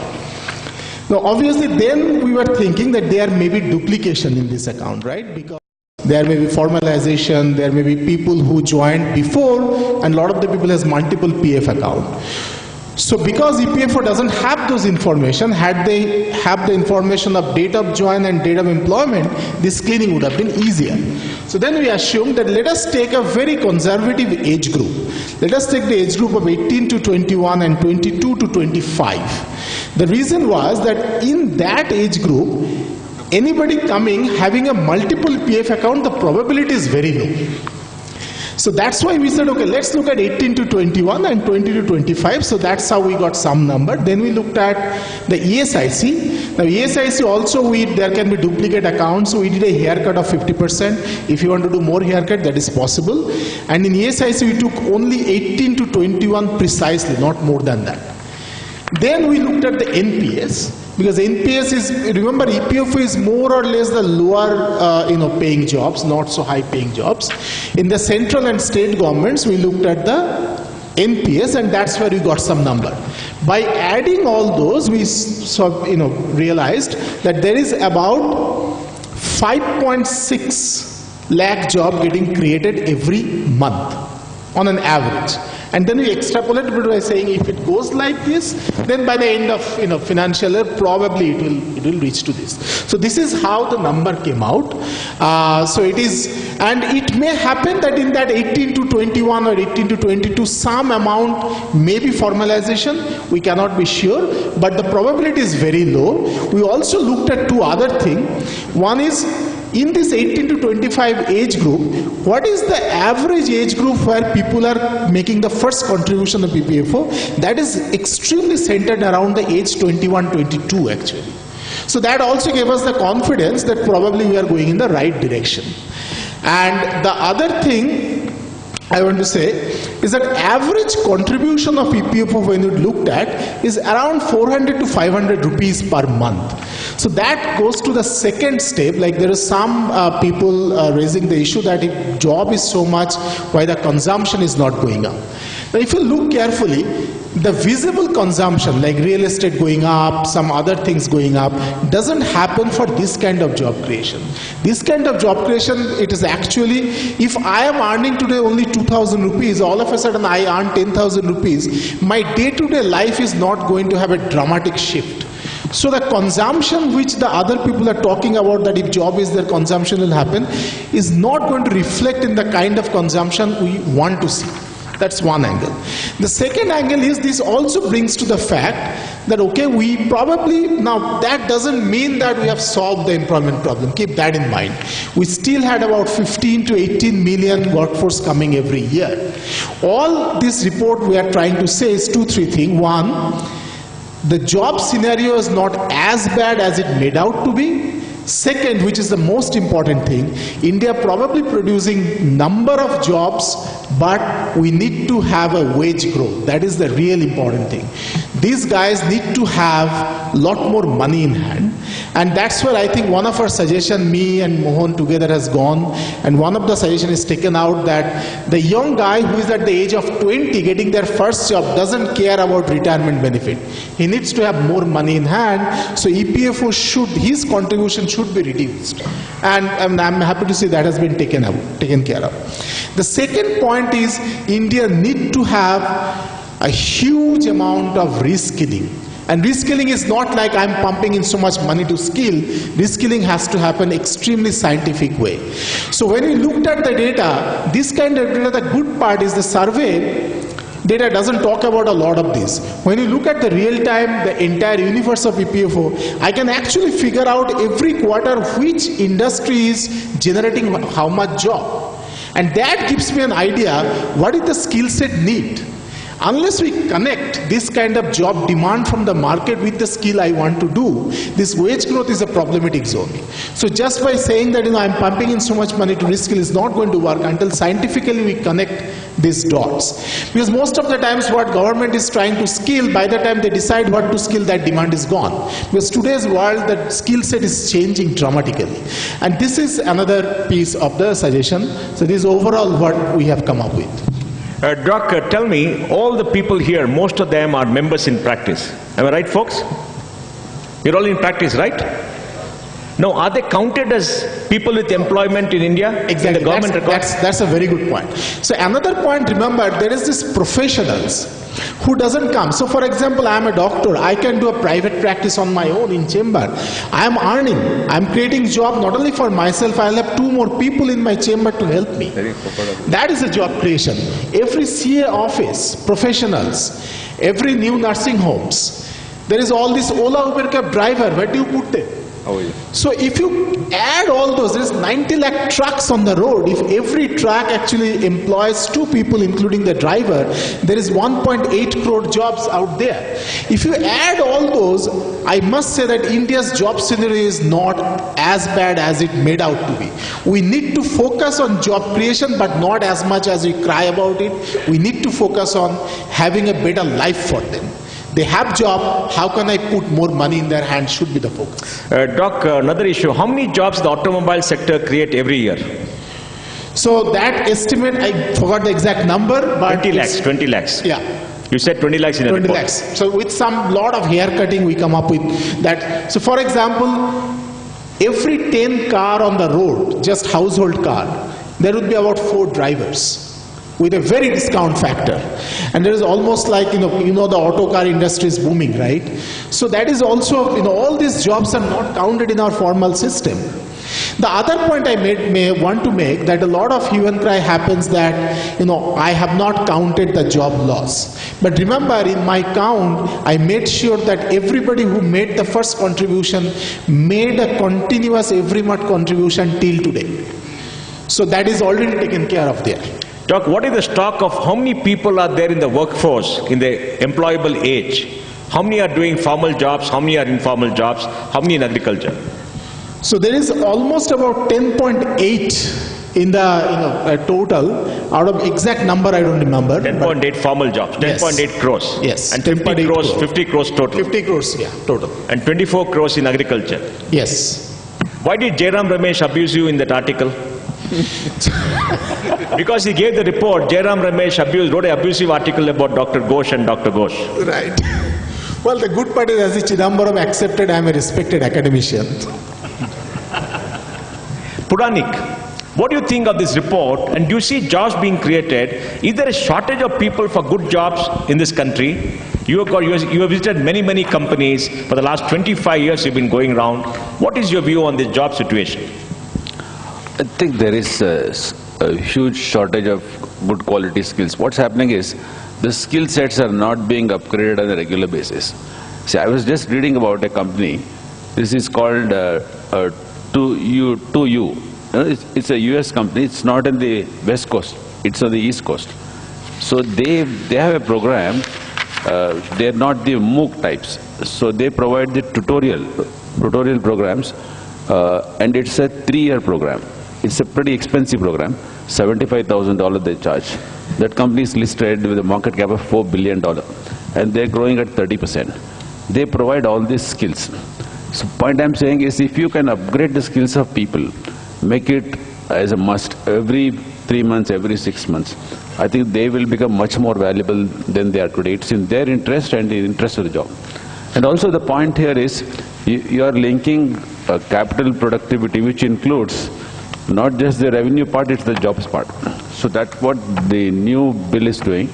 I think this can create lots of jobs. If you link every 1 lakh rupee investment should create, at least one job, if you can have that benchmark. Folks, are you getting enough people to work in your offices? Huh? Is it because you pay less or people are not coming? Huh? You pay less or people are not coming? People are not coming. Okay, let's go to infrastructure. Yes, Finance Minister.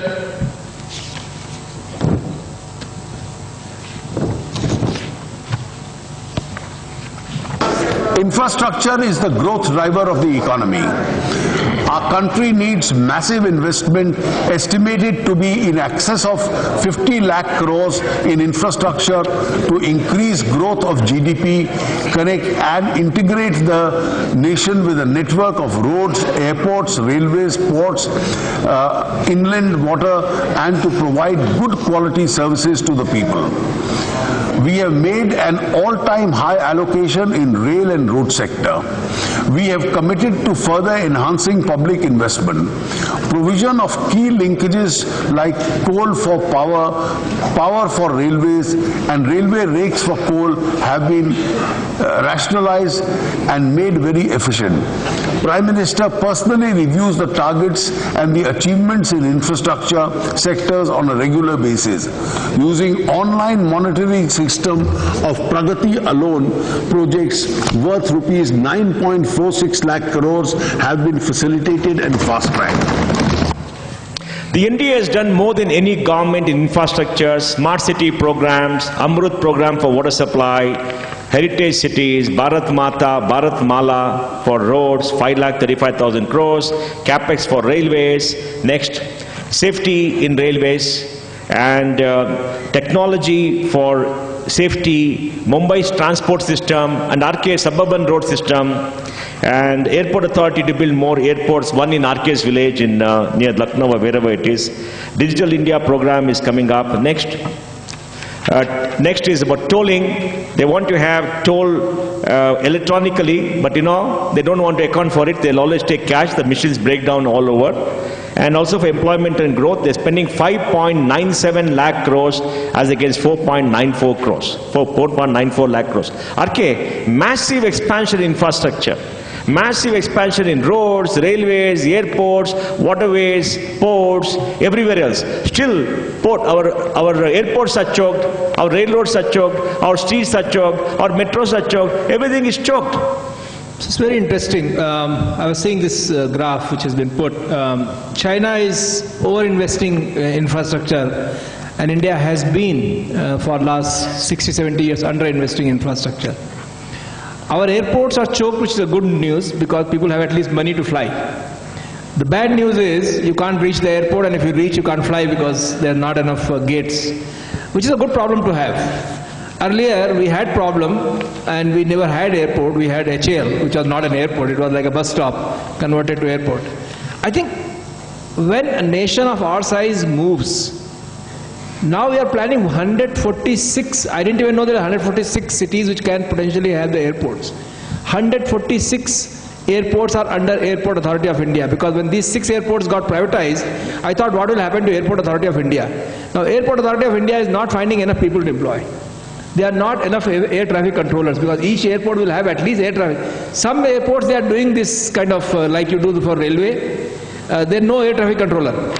So the guy goes and puts the Hari Jhandi and Lal Jhandi and then planes land. You better tell us, we'll not go there. So these are the air strips which were like World War time, and now they are being used, which is a good news. I think 2 important things. Infrastructure, let me tell you, now I can talk about Bangalore because I will not get killed because I am officially advisor to the Chief Minister here. See, let me tell you, look the road you came on, this road. Next to that road is called, there is one rock coming out of the road. Have you seen this? Yes. Correct? That rock is a temple? Is it? Is it? Which temple is it? And Hofam underpass has been cancelled because Hofam is in Whitefield where half of the economy of Bangalore lives. But you can't do it. Second, thanks to this bill which UPA enacted, in urban area you have to pay the compensation twice the market rate in urban area, 4 times the market rate in rural area. So let me give you a very simple example. Old Madras Road and Old Airport Road, in 2010 I moved the proposal of creating, just giving the example why infrastructure in this country is not happening, and we should know this. I moved it to BBMP that we should have signal free corridors. Signal free corridor means reduce the signal, make underpasses and flyovers. With 3 chief ministers change, we finally got approval. 2013 project was tendered. 2014 project started. We started building the new technology so that bridge will be built with walls. Walls were being made in Anikal. Walls are ready. The bridge cannot be, underpass cannot be made because in 5 years we have not acquired the land. 5 underpasses. Hope Farm, Kundanhalli, Big Bazaar, Graphite India, Pudi. These are 5 underpasses and flyovers. We couldn't do it because not a single inch of road land has been acquired. We are TDR, nobody agrees. We are ready to pay. So Kundanhalli underpass cost is 25 crores. Land acquisition cost is 29 crores. This was not factored in the budget of the underpass. We pushed, we told this is IT corridor, Karnataka's, Bangalore's economy depends on it. So CM approved 80 crores for acquiring the land. Now the one at Kundanhalli, 2 people are saying I will not give. Now the law will require a process which will take 2 years. We can force it, but it will take 2 years. Every single project which is stuck in India, 9 lakh crore worth of projects are stuck. They are all stuck because of land acquisition, 90% of them. Some are because of forest. Others because of temple, mosque and churches. This is the problem of Indian infrastructure. In China, which is I don't agree with everything they do, if they have to do infrastructure and person living in a 100-year-old house, they will give them a much better house, but house has to go. In India it can't happen. So I think our infrastructure problems were very huge. Intercity infrastructure has improved. You can go from here to Hubli faster than you can go from here to Malleshwaram. So the intra-city infrastructure will not happen, which is road. Motorized infrastructure will not happen. Let's not assume that. Please don't buy cars. Push for metro. Luckily, with a lot of effort, central government has announced 17,000 crores for Bangalore's suburban rail, which essentially means Bangalore actually 6 rails going in all 6 directions. You can from Elanka, you can go to, on the Salem road, you can go to Electronic City, or you can go to Whitefield on that road which goes to Kolar line. You can go to every part of city which is extended, but there are no trains. Express train itself, there is no capacity. So they have to make extra line, the rails. And then they have to make stations, 17,000. Metro, 250 crores. We pushed a lot. And also our planning. Unfortunately, politicians don't understand the infrastructure. Our chief minister, none of the chief ministers come from Bangalore. And this time when I told chief minister, sir, without Bangalore, Karnataka's economy cannot sustain. 30% of your GDP is Bangalore. 60%, not 30. 60%. GDP, yes. Tax is 60%. 60% of GDP also. Okay, that's why he told 30. So let's assume 60%. Now, if you don't invest, it always comes down, and everybody tells me it is SM Krishna curse. That's why no chief minister wants to be seen as urban-centric, because they believe that SM Krishna lost the election because he was more urban-focused. I don't think that's true, because he lost the election because he called election early, and there was drought in whole of Karnataka that time. But all chief ministers, all politicians believe if you seen as urban-centric chief minister, you will not win. Same is the problem with Fadnavis in Maharashtra. This is the problem. If urban India infrastructure is not given, economy will not grow. Bangalore can have $10 billion more of investment, which essentially means actually lakhs of more jobs. But unless infrastructure is here, today nobody can do it. Outer Ring Road, we wanted metro in Outer Ring Road. Government doesn't have money. We went ahead and we are getting around 400 crores from the private parties between Kyapuram and Simla. So this is the kind of situation we are having. So urban infrastructure is the biggest challenge. Infrastructure between the cities is getting better. Railway is getting better. Airports are getting better. But urban India requires around 20 lakh crore. All our 20 cities, I have given a mega smart city mission. Our smart cities are not cities, they are little areas. So in Bangalore we are doing Chickpet Majestic area as a smart city. In Mumbai we are doing Bhindi Bazaar. I don't know if anybody knows what Bhindi Bazaar is. So smart city is a concept. I wrote policy on the smart city. I'm part of that group. There we had wanted to showcase to a city what smart city should look like. So in Pune we did area called Aundh. And that area has become so nice, now everybody is asking for it. In Bangalore, we created something called tender sure roads. A lot of my friends opposed it. Oh, you are reducing the road width. Road width is not reduced. It has become uniform. Earlier it was 2 lane here, 3 lane here, 2 lane here, 3 lane here. Eventually, everything was being misused. People were parking on the road. Today, you have wide footpath, good roads, and traffic jams are not there. St. Mark's Road, Residency Road, Richmond Road is moving smooth. So when you showcase, our tender sure roads are being quoted in United Nations as a standard. People from other countries are coming to see our tender sure roads. Of course, Bangalore Mirror may not like it. A lot of times I see Bangalore Mirror opposing tender sure. I don't know why, whether he opposes or somebody else. But this is the problem we have to showcase to our city, because citizens don't know. If you showcase, show them, they will ask. Now every MLA privately, RK, why can't I have tender sure in my area? I said, publicly say it, but publicly they will not say it. They want it, but they will not say it. So I think there are a lot of politics. There is corruption, but infrastructure slowly and steadily is getting better. But city infrastructure is not central government responsibility. It is our BBMP and Chief Minister's responsibility. Puranik, you have seen infrastructure over the last 20 years in the capital markets. Do you really think that things are working out? We'll have much better infrastructure. Government is really serious. More money is going infrastructure in the last 4 years and in the next 5 years.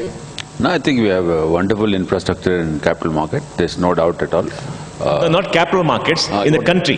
The country you're talking about? Yeah, right. The whole country, infrastructure across the country. No, I think we have atrocious infrastructure. I think wherever you go, after that Vajpayee's golden quadrilateral program, I don't think there is anything meaningful has happened. You see, the last 4 years, this government is talking a lot about it. There is no conversion at all. Even the Prime Minister's own constituency, the Namami Ganga project, it doesn't see much of progress at all.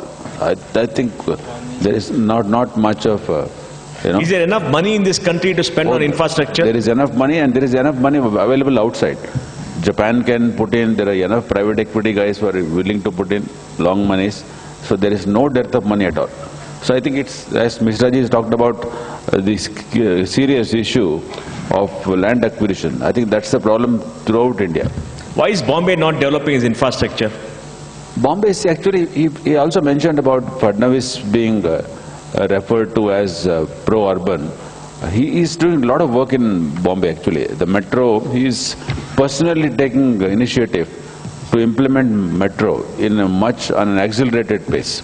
It's going to happen soon. Next 2-3 years, you will have much better Bombay. Okay. Folks, the slide please. Next slide. This slide shows you that China is spending more, 8.5%, needs to spend 6.4, India 6.9, needs to be spent, we're spending only 4.7. Next. This is one more data. Next. We finish this. Next. Fiscal management.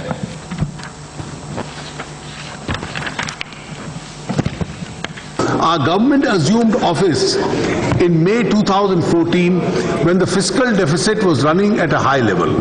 Fiscal deficit for 2013-14 was 4.4% of the GDP.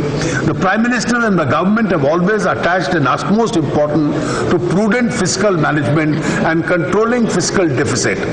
As honorable members would recall, we embarked upon the path of consistent fiscal reduction and consolidation in 2014. Fiscal deficit was brought down to 4.1 in 14-15, 3.9 in 15-16, 3.5 in 16-17. Revised fiscal deficit estimate for 2017-18 is at rupees 5.95 lakh crores, that is 3.5% of the GDP. I am projecting a fiscal deficit of 3.3% of the GDP for 2018 and 19. Folks, look at these figures. Next. Yeah. This is the fiscal deficit. Government is borrowing around 5 lakh crores for the last 7 years. Now next year is going to 6,24,000 crores. A small bump up because they need money. Next. These are good figures. Fiscal deficit borrowing is coming down. And the result of the borrowing coming down is next. This is the most important slide to show you why borrowing should be less. 10% inflation in 10-11, 11-12, 8.4, 10.2, 9.5, right? And thus inflation, high corruption, money was being siphoned out. And when your income did not go up at 10% a year, did the income go up at 10% a year? Income didn't go up, so we become poorer. Now in the last 4 years, inflation has come down 5.9 to 3.t in terms of CPI. This is good news. Next. If you look at the budget figures, you'll find an interesting piece of data that in the last 4 years, the receipts of the government and the tax receipts, barring 13-14 and 14-15, have been pretty good. 14-15-16, the tax receipts are more than budgeted. 16-17, more than budgeted. And 17-18 too is more than budgeted. So you see the last 3 years, the budgeting has been pretty good. And that's the result of low inflation. Tax collections have gone up. Spending seems to be under control. And fiscal deficit is coming down. Next. This is a slide which shows you budgeted tax growth, actual tax revenue growth, and actual receipts growth. I think the process of budgeting has been much better. The economy is being managed much better. Next. As for fiscal deficit is concerned, in this year we have given it a miss. And before we ask the question, we got to ask whether this is going to increase inflation. But let's look at the budget. Next. Look at the budget. Government of India spends about 22 lakh crores. And the state governments taken together spend 28 lakh crores. So India spends 50 lakh crores a year. 50 lakh crore a year is being spent. The question we have to ask as citizens is, what are we getting for that? RK is 50 lakh crores. Can you know how to count? No, the question not you, just you can answer later, okay? Next year too, 24 lakh crores. Look at this number. We've done away with plan, non-plan and all that. Next. And look at tax receipts. Gross tax revenue, right, is going up from 19.46 lakhs to 22.71 lakhs, about 17% increase next year. And the revenue receipts, capital receipts are pretty good. It's an impressive number. And gross tax to GDP ratio is scheduled to be 12.1%. So it's gone up from about 10.5% 4 years back to about 12.1% in the ultimate year's NDA. And this is pretty good. That means are people paying more taxes? People have become much more honest? People are scared? Are they not budgeting properly? So we got to see what is the result. Are that inflation is possibly come down and the tax receipts are catching up. Next. Look at the tax collection for the last 4 years. In 14-15, it only went up by 9.3%, 15-16, 17%, 16-17, 18%, and 17-18 by 13.4%. And 13.4% was the GST year. There's a lot of stress in the economy, but this has been pretty impressive. And for the next year, an estimate of 16.71%. This is pretty good. And the finance minister said that the income tax intensity to GDP is gone up from 1.1 times GDP growth to about 1.6 and 2.11 this year, 2017-18. 2.11 is, that is very good. What, Ravi? That means taxes are growing twice the GDP growth rate for direct taxes. People have become more honest. They're paying more income tax. And the fear of Modi. Fear psychosis syndrome. Indians actually fear something? Beg your pardon? Do Indians fear anything except God? Indian fears the government more than anybody else. Indians fear the government more than anybody else because they do things behind the curtain. So they have natural fear. Okay. Okay, if you look at Their this. conscience is not clear. There is always fear, particularly the taxman. Okay. I'm a bit surprised. Okay. Next. Tax revenues. Look at this. I think this is an important thing. Corporation tax for this year is gone up to 5.63 lakh crores from 5.38 lakh crores. There's more taxes being paid by corporations. Income tax is the same as the budget, but I think they underestimate. Next year, I think the income tax collection is going up by 20%. For them, 20% next year, is it possible? Yeah. Are your clients paying 20% more tax? They're budgeting for it? Yes. Why? Why are people paying more tax? Are they earning more income, 20% more income? No. They are going to come on board because of the changes in terms of the GST, where people cannot be away from the system. They have to come on board. When they come on board, their ability also to take away the transaction from the mainstream also is lost. But for them, tell me, why did the Surat traders, shut down shop for 15 days? Why were they protesting? We have a gene that has gone into our system to say tax paying is not a good job. We had an act of national honor when we did not pay tax to the British government. Those genes did survive for a little period of time. RK, I was in Lucknow for the last 3 days. We went round, we had food in the streets. Everything is a cash bill. They're not giving you a bill. There's no bill. UP is all cash. I think if you go to the streets in Chickpet also and you eat pani puri and parathe, it's also tax only. But it's not a pani puri shop. There's a small roadside restaurant. I think wherever you ate, did you eat in Taj? What is that? Did you eat in Taj in Lucknow? No, not in Taj. So there you will get receipt. Yeah, Taj also we get receipt. Okay, now the question to our eminent economist, then Puranik. Do you think that inflation will be under control? Do you think that government is borrowing too much, Dr. Ghosh?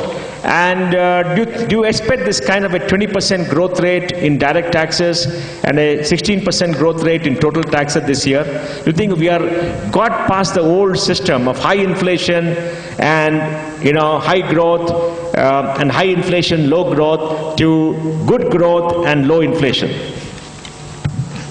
Okay, so couple of things. I think the fiscal, is being controlled at 3.5, which is a good thing. I think that is probably coming because the finance minister is expecting a lot more from the GST to recover and maybe the Air India sale. So if that doesn't expect as expected, I don't know what will happen to the fiscal deficit. On the inflation side, I think it is stabilizing. The only danger is the effect of the weather next year. That is what came out in the economic survey also. If the agricultural production, the farm doesn't do that well, then there will be pressure.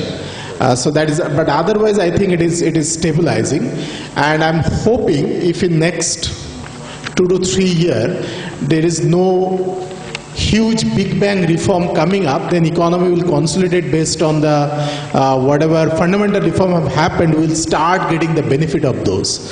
So all you see is onboarding lot many people paying tax, the corporates are becoming and also I see a good thing in the less than 250 crore, the corporate tax is going below 25, around 25%. So all this gives me a hope that inflation will be a lot more stable, it's stabilizing. And the fundamental reforms are we are passing over, so the market is reacting positively now. And if we can manage the fiscal deficit, I think we are in good path. Ravi, the GST working well?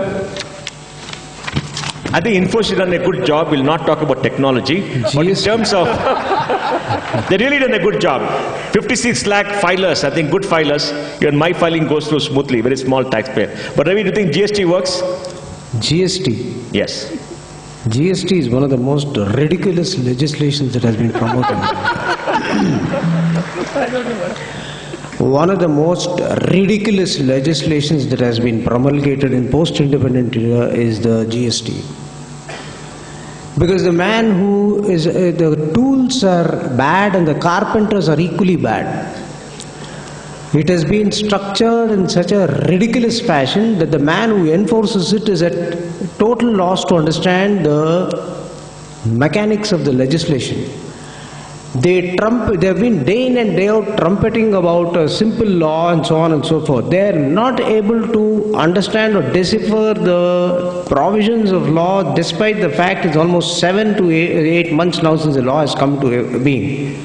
You recall that I pointed out when we were sitting in Bombay about that, the incident at a hotel, Wayside Hotel, as our friend was mentioning, where a GST has been charged. This particular bottle of packaged water may be 15 rupees, where it is the MRP based taxation that is supposed to be enforced in respect of this bottle. Now if it is marked as 15 rupees on the bottle, you go to a restaurant, he charges 30 rupees on this. And on the 30 rupees, there is again a GST. There is a 30 rupees again on the GST, in addition to the food bill which you shell down money.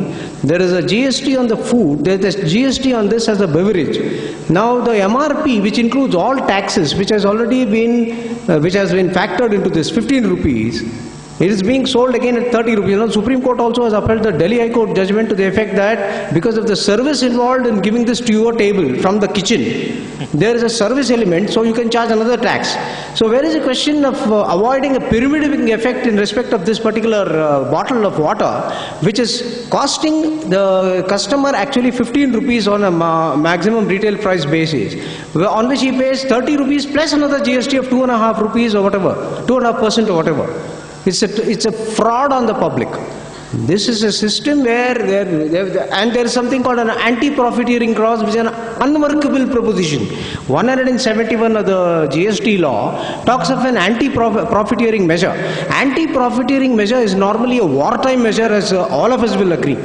Anti-profiteering war and black money is now. Generally, it's either war or essential commodities which are in short supply during a particular emergency. When that is the situation, you have anti-profiting measures.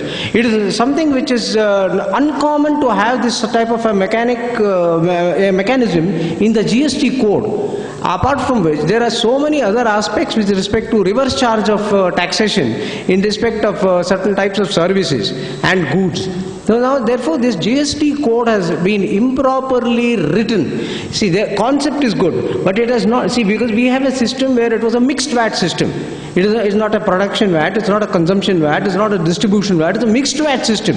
In such a system, a constitutional amendment was warranted, which was brought out in good faith. But the way in which the GST code has been drafted and the manner in which the unprepared officials of the center and the state have been made to go whole hog and administer it at a very short notice is something which is unwarranted. That's my impression of the GST law. Puranik, you have seen business. You think business has welcomed this? Is there more formalization of business, less tax evasion even in Mumbai, Gujarat and the West, where there's some action happening? And overall, you think this is good for the country, good for the economy, good for the markets? See, I think a greater part of India, especially in the northern India and Gujarat particularly, GST was not welcome at all. And how can there be so much of black money when Modi has been the CM for 15 years? Yeah, you go to a place like Surat, so there is nothing other than black money. So I was told the real normal estate money, white transactions happen at abysmal percentage of black to white. You can't imagine even, the value that is registered may be greater than the brokerage you pay in Bangalore. So you can imagine with the kind of black money, the love for black money, and even if you bring the tax rate down to 1% also, they will not pay. So now he has forced it nicely. Now they have accepted. So what GST has done is competitiveness today. So Mike, speak to them. It's made the competitiveness really a differentiator. So if you are not complying with GST, see, if they were not forceful, then maybe most of these guys wouldn't have complied with the GST. Now I think they have realized, most people have realized that without GST they can't survive. But the problem with this GST, there are cross-section of businesses who wouldn't be able to come back to the mainstream. I think that job loss has to be made up. So that change management has not been done properly. But overall, the GST is welcome. Will it make Indian industry more competitive globally? I think so. I think it will definitely make the system may require improvement, but there's a concept it has been accepted today because there is no other alternative. But see, today what's happening is there is a change in the market share happening already. The large enterprises are gaining significant market share. And some of these small and medium guys who are not transitioning to GST, they're also already realizing the writing on the wall. But Puranik, tell me one thing. If a person does 1.5 crore business and he gets tax exemption from indirect taxes, he'll at least earn 8-9 lakh tens of profit? What is it? If a person does 1.5 crores turnover and he's not supposed to pay excise duty earlier or whatever it is, he'll at least make about 10 lakhs profit. Yeah. And he doesn't pay income tax. Why is he a small guy and why are we earning 4-5 lakhs a year made to pay income tax? No, why is there so much sympathy for somebody who is a tax evader in this country? No, most of these guys, even in our stock market, it used to be like that. Even if nobody was willing to pay 1 rupee tax. When the STD was introduced, there was so much of resistance. Today it is a total acceptance. If long-term capital gain also is accepted currently that they have an issue in the market. It is more to do with the overvaluation than the long-term capital gain tax. So, RK, you come from the cash economy of North India. Do you think it will change the behavior of GST in UP and Lucknow and all those places? You think they'll all be much better off? Okay, so I think Mohan knows very well, but he doesn't find anybody because he somehow loves Lucknow food but doesn't like Lucknow. He goes only to eat. So I'm his punching bag, but he doesn't realize that I've lived in Bangalore longer than I've lived in any part of the world rather than just being Lucknow. So I think cash economy was a big problem, and also it was a problem for people who are in cash economy because if you're not formal, you will never grow. Because you want to remain small because you know that if you grow big, you'll become formal. Now that you have to pay the tax, there is an incentive for you, or there is no disincentive to become big. So all the guys with this EPFO registration, with GST coming in, I think a lot of small will become medium. Medium may not become large, but there will be upgrade from there. Now coming to Surat and coming to this cash economy, whether it's Chikpet or whether it's Lucknow, we allowed them to happen that. There was no mechanism, there was no desire. Taxmen told them, I'm sorry to say that we are in the company of chartered accountants here. I think the best advisor to avoid the tax is chartered accountant. Not in Bangalore, RK. Well, I've been filing my tax for very long in Bangalore, 22 years now. So I think And I think Prime Minister very candidly talked about it when he addressed your community. North India. Mumbai. No, not Mumbai, only in UP, Delhi. No, that was Mumbai. That was Delhi, sorry. That was Delhi. But yeah, Bangalore Chartered Accountants are fantastic. I'm sorry. You want to go home, right? I know. There is some secret exit, I heard. No, I think it's fantastic the way country is going. I'm really enthused. First of all, people understand. I know our friend here, Mr. Ravi Shankar, is very upset with GST. But let me tell you, whichever country started GST, it took minimum 1 to 3 years to stabilize. Longer. Some countries actually went back. Britain took 6 years. Australia took 3 years. Many countries went back, they couldn't handle it. And we, a country of 1.3 billion people with everybody who doesn't want to pay tax, and 6 to 8 months we seem to be, and GST Council, I think the biggest outcome in this country, given that how politicians hate each other, 23 people or 29 people sitting in one room and coming out with specific, and how quickly they responded, whether it was Surat, whether it was restaurant, whether it was AC versus non-AC, 18 to 5%, I mean, this is fantastic. India has truly become a federal economy. So I think that's a fantastic, thanks to GST. There is an issue which is a very serious concern when it comes to understanding the GST law, because you see the officials who are currently administering the GST law at the center, now they are accustomed to a particular pattern of understanding, perceiving and administering the legislations as they stood for a considerably long period of time. Now if you look at the excise duties that were in vogue till recently, from 1878 onwards we had different types of duties of excise on different products and commodities, and the law has evolved over a period of time and settled down. Now suddenly upsetting that particular legislation and rooting it out and bringing in a mechanism which is totally at variance with the normal pattern of levy, collection and recovery of duty would unsettle the minds of the tax gatherer, the taxpayer, the tax advisor, all alike. It's not just you are going onto a different mode or a different methodology of taxation altogether, which has to be brought into the mindsets of the public, which includes the tax gatherer. Now when you don't have that sort of a systematic approach towards the GST, there is bound to be a lot of confusion when it comes to the first 4 or 5 years. Now court litigation has not yet begun on this GST front. In the next 5 to 6 years, after 5 to 6 years, you will see a floodgate of litigation on this GST for the reason. Yep, good prospects for all chartered accountants. Beg your pardon? Good prospects for all chartered accountants. No, let's forget the prospect for a chartered accountant or an attorney. That's not the matter. Now when it comes to the implementation of a system of taxation, there should be a method.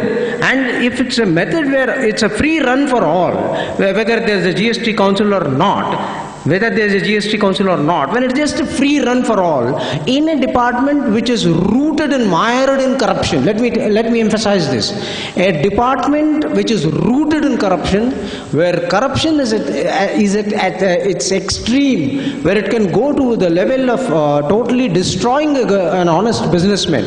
That's the type of system we have, which system is given the task of enforcing the GST, and where certain people are hand in glove with the system. Let me be very clear. It's almost 40 years since we went into the profession now. If you look at the pre-qualification, the system has totally gone for a 6, because the tax administration system in indirect taxes is out and out corrupt. Despite the fact that there may be people despite the fact that there may be supporters of the system, including the powers that be, the system is totally bad. GST will also be equally corrupt like that? Or it will come down? GST is the grandchild of the grandfather who was corrupt. Let us look at it. And let us also see the type of people who man that system. A veterinarian passes the IRS examination and starts imposing goods and service tax. Or a fellow who is a master of social welfare gets into the stream and starts enforcing this. What do you expect of that fellow to do? What would he understand of something called, let us take an example of associated enterprise. It's such a complicated aspect with a person like Padam Khincha or some other person has to understand and explain to the tribunal. And some of the tribunal members themselves may not understand what is associated enterprise, what is a related person, what is a transaction value. Yesterday I had a case in Hyderabad. Let me tell you, there was an issue with respect to ethyl alcohol and ethanol, classification of that subject, which was supposed to fall under a particular chapter, which was supposed to fall under a particular chapter on the harmonized system to 2005. Now post 2005, after the 8-digit classification was introduced, the entire structure of the central excise tariff has undergone a very remarkable change. Now when the tribunal members are unable to grapple with that issue, who are honest people by and large, what would a person who is sitting there and passing orders and confirming demands of crores of rupees understand about that particular issue?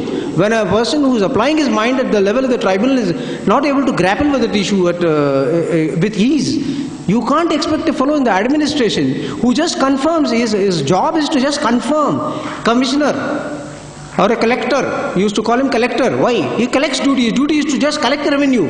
A tax collector in the Bible, if you go, the Bible itself says like a tax collector, collecting the Shylock.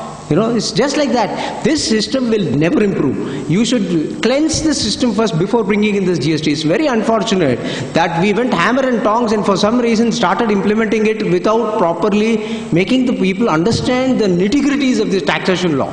Because service taxation, which has been in existence for almost 19 to 20 years now, 1994 we brought in.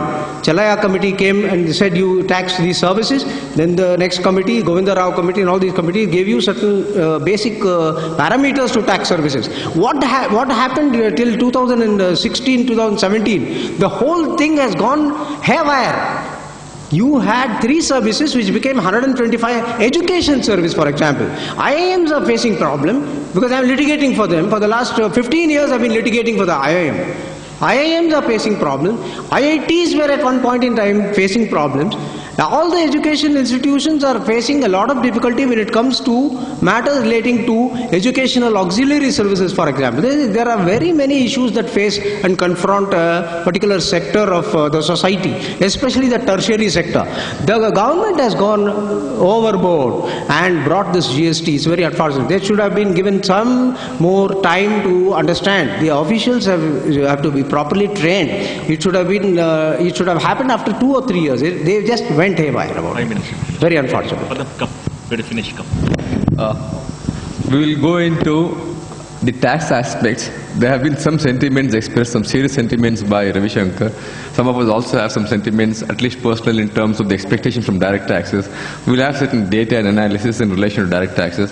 We understand that Mr. has to leave. If you can bear with us for another 5-7 minutes, or will it leave? We will finish only 2 aspects further now. One question on direct tax, one on indirect tax. We'll try and wrap it up quickly. But there are certain important statistics to play in relation to direct taxes. Before that, we will hear the Finance Minister's speech on direct taxes. In the Union Budget 2017, I had announced a reduction of corporate tax to 25% for companies whose turnover was 50 crores in the financial year 2015-16. This benefited 96% of the total companies filing tax returns.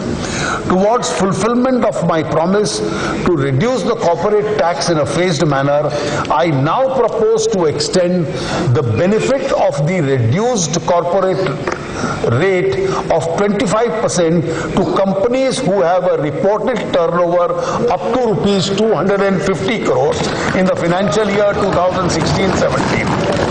This will benefit the entire micro, small and medium enterprises, which amount for 99% of the companies filing their tax returns.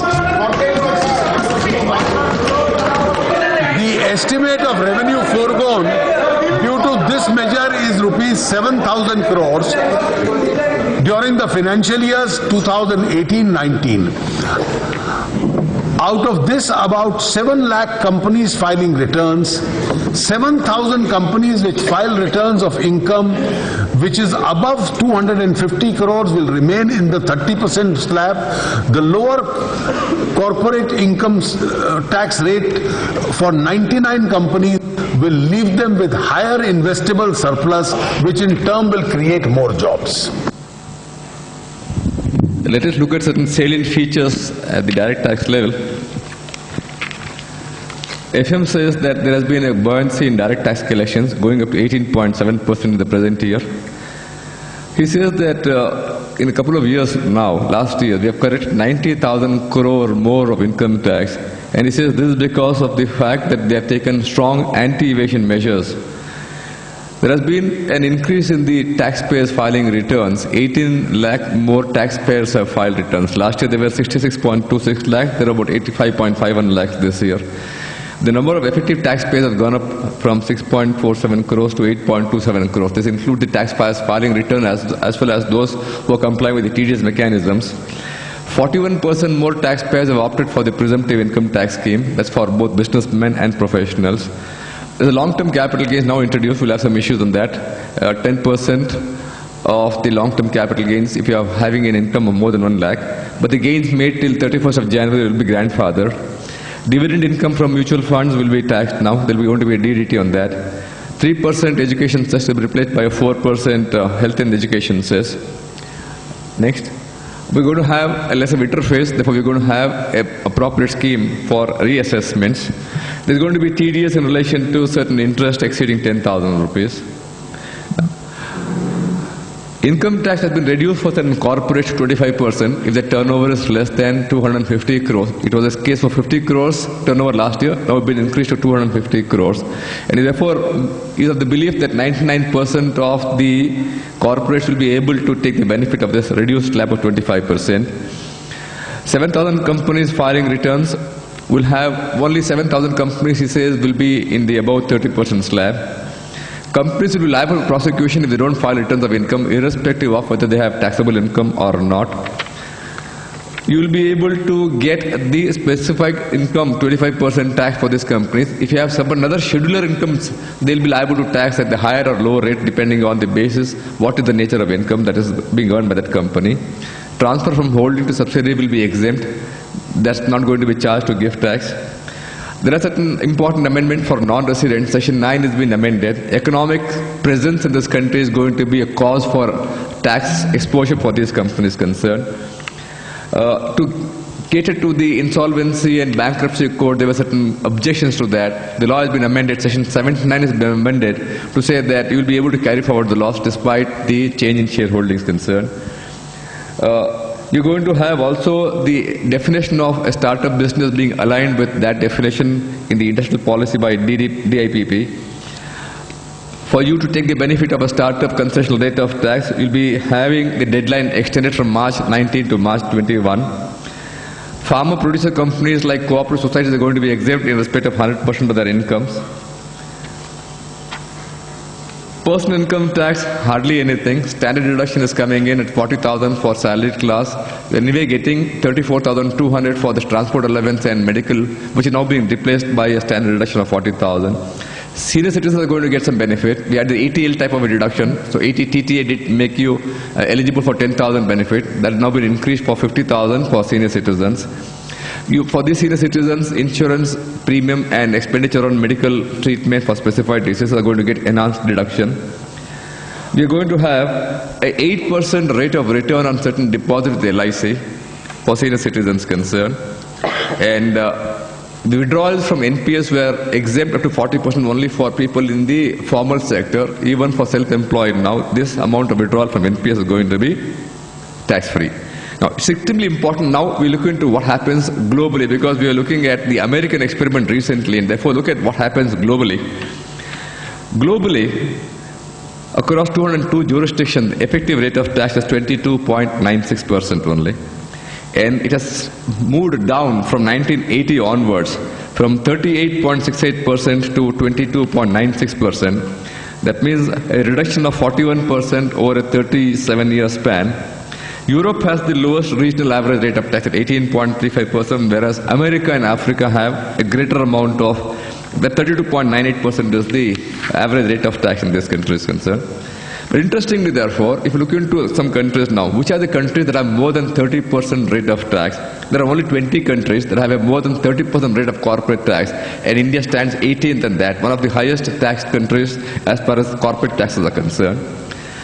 Look at the direct tax corporate rates across the world. US tax at 21% after the reform recently. France has 33%, Germany has 33%, Australia has 30%, coming down to China has 25%, UK has 19%, Singapore has 17%. This is the analysis across the world. If you come into the analysis for corporates into the Income Tax Act specifically, look at the data that's available. We are having, on the basis of profits, we are divided companies on the basis of profits. Look at the last column. Those companies that have profits more than 500 crores, there are 335 companies in number. Their share in the profit before tax is 61%. Their share in the total income of all companies concerned is 50%. And their total share in corporate tax liability is 54%, although their effective rate of tax is only 23.9%. So we have, therefore, this is available in the papers attaching the budget. All these details are available in the papers attaching the budget. We will reformat this in another case. Effective rate of tax, we can go up to, last column is those companies that are paying tax effectively at more than 33%. We have 39,000 companies that are making a payment of more than 33% in terms of taxes. Their effective share in total income is 16.1%, and the share in total tax liability is 14.8%. With this background, looking into the developments across the world and looking into the expectation that people had, because especially the FM made a statement in the 2015 budget, I am going to reduce corporate tax to 25%. The BJP manifesto made a statement that we are going to have an exemption up to 5 lakh for individuals concerned. Looking into the promises made, either in 2015 budget or in the manifesto of the party concerned, certain questions, and we'll begin with Mr. Mishra. If he has to leave after that, he could therefore answer this question. So we can bear with us for another 5-7 minutes. We'll leave it to his discretion. Actually, there is, in terms of the statements concerned, no real substantial relief is given to individuals. No real substantial relief is given to startup, because this is what we're looking at, a technological capital in the world being concentrated here. For these two industries, hardly anything. Anything hardly for the corporate, because we had promised them 25%, but nothing much has happened. And this is also resulting in a case where capital gains are coming in. The FM had made a statement earlier that I'm going to have a security transaction tax in substitution of long-term capital gains tax. But now we are making a statement, no, I will have both these simultaneously levied. Both capital gains tax and security transaction tax will be simultaneously levied. And therefore, the question for us would be, what do you think of these direct tax proposals? So I think there has been a criticism on media and social media that there is nothing for the salaried class, nothing for the middle class. And I think FM had an answer. I may agree partially with him, and also I have a reason why I believe he didn't do it. I think he'll do it next year, because middle class has a very short memory. Next year, just before the election, he will do it, so that we remember. Budget next year. Well, if elections are done earlier, maybe you know it.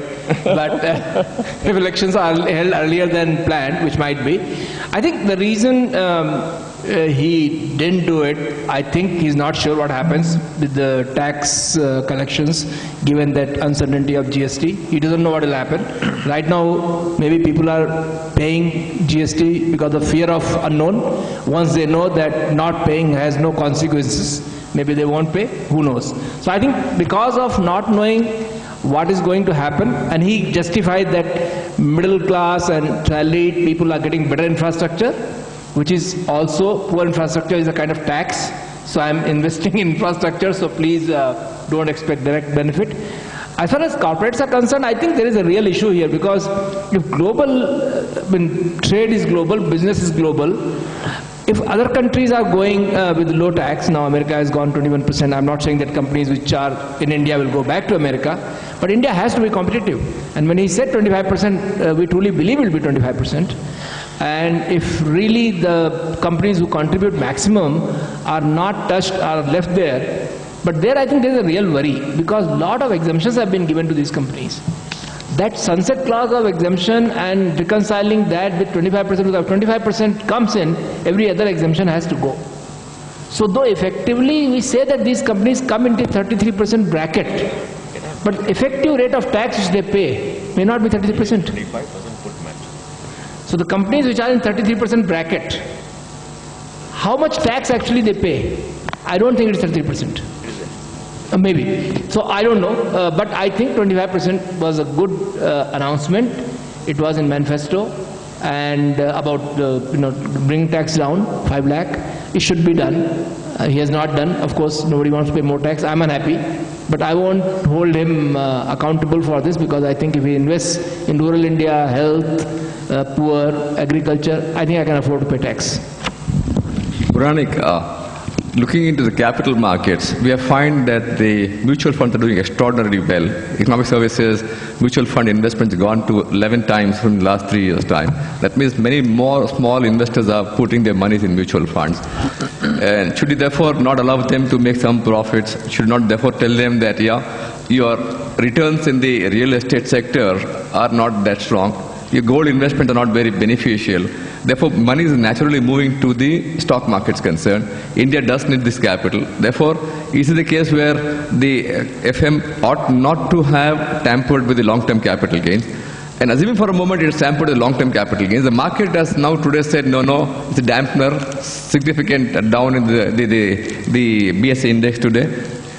Assuming for a moment that a stock market gives us 10% on an average, and I pay 10% tax, will I be at 9% still better off than the other investment that I am making? Therefore, should there have been such a reaction to the proposal by the finance minister? See, this proposal, any proposal which levies additional dose of tax will have an impact on investing, because investing is about risk, and taxation plays an important role. But in India, what's happening today? One is that the Tina factor, there is no alternative. So people invest.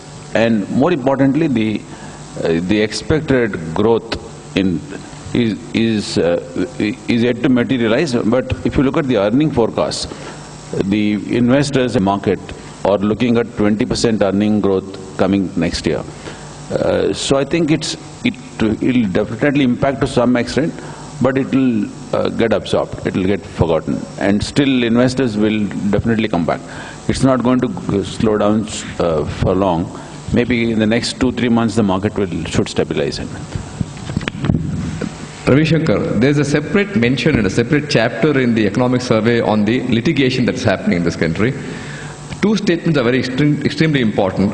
The government admits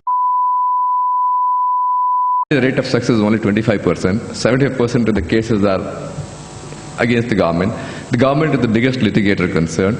Therefore, there is a statement or a concern shared by the government concerned that we need to do something in relation to this tax litigation. What do you think should be the approach in terms of ensuring that this type of litigation? Yeah, tax terrorism is there. Are we therefore looking at tax terrorism? Because the amount of demand that are being raised are equivalent to, if you have a sale price in your trial balance sheet profit and loss account, you look at the debtors. The debtors are more than the sale price today. And therefore the question is there some sort of a tax terrorism that we are suffering today? What ought to be done in terms of addressing this aspect of litigation that's happening? Especially indirect tax, they're saying only 11% rate of success in the higher courts as far as the department is concerned. Let me come to the demands first. Next one is GST. We already answered that. Beg your pardon? Yeah, go ahead. No. You had something to confer with, confabulate as you would do 40 years before or 50 years before in school. Well, you see, this is the 50th year of our whatever school time. Now you look at the demands. There are two types of demands. He's leaving. We will have the branch conduct the formality, please, to ensure that we honor him and value his contribution here and participation here. Please. So, on behalf of Bangalore branch, the members present here, I'd like to thank Sri R.K. Mishra sir for remembering our villages. Always used to tell his village. I request C.A. Pampana B to come forward and present a memento. Sorry to be living in the middle. It's not right. I was not willing to come, but Mohan forced me. I have a 6 o'clock flight to take, and I live 1.5 hours from here. Thank you, sir. Over to the moderator. Yeah, Ravi. Yeah. Thank you, RK. Okay. The two types of demands that I was mentioning are common to both direct taxes and indirect taxes. So I don't make any distinction between the demands. One would be a genuine issue. One would be a genuine issue which has resulted in a demand because of difference of opinion as between the taxpayer and the tax collector.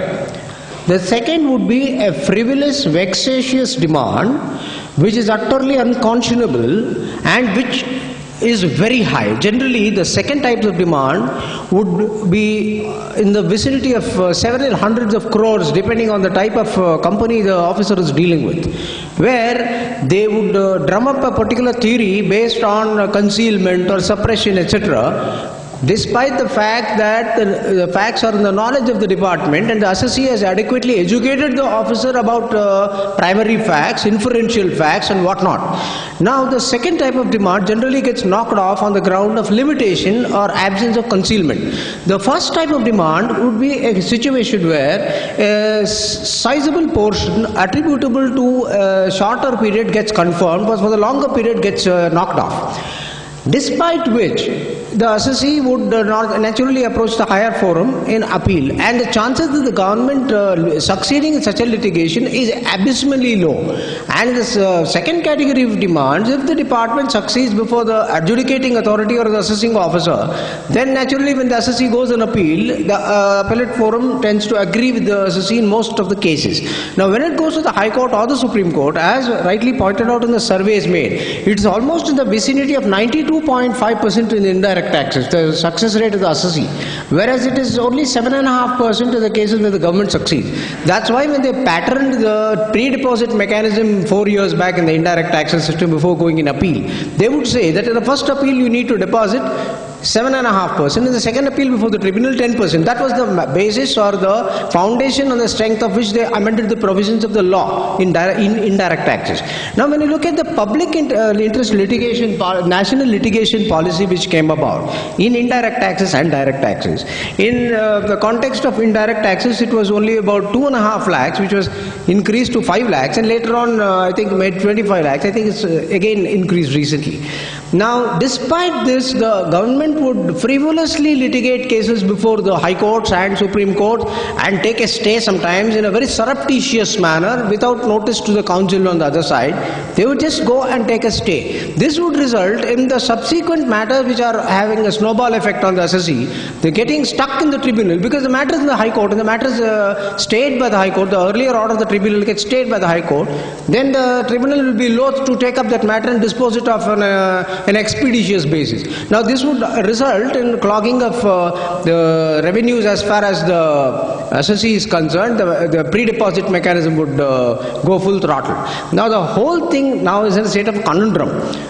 When the law itself is clear, there is no necessity or room for a litigation to be started by the government, by the governmental authorities on the premise that there is a concealment, there is a suppression, or there is a erroneous assessment of the particular either income or duty leviable on excisable goods or imported goods or whatever you call it. Now, in such a scenario, the question of the government losing or government winning doesn't arise because the government has already lost or the assessee has already lost at a particular stage. When the assessee loses a case at the highest level, be it the High Court or the Supreme Court, normally the assessee falls in line and complies with the law and goes by the rule of law. He would never take the risk of litigating the matter again before another forum because res judicata does not apply to taxing statutes.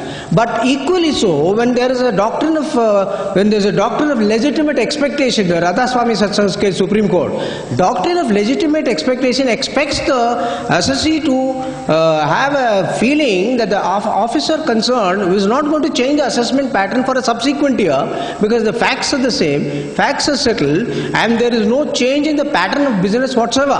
Despite which, if the officer starts a frivolous litigation, which he knows for sure is not going to see the light of the day in, so far as the government succeeding in the matter is concerned, it becomes a question of ethics. There is absolutely no ethics in such proceedings at all. Over this, there should be a very tight system of control and governance at the highest level, be it at the level of the CBDT or at the level of the CBIC, as they started calling it from yesterday. In the budget, they say it's going to be a Central Board of Indirect Taxes and Customs instead of CBEC of 1963.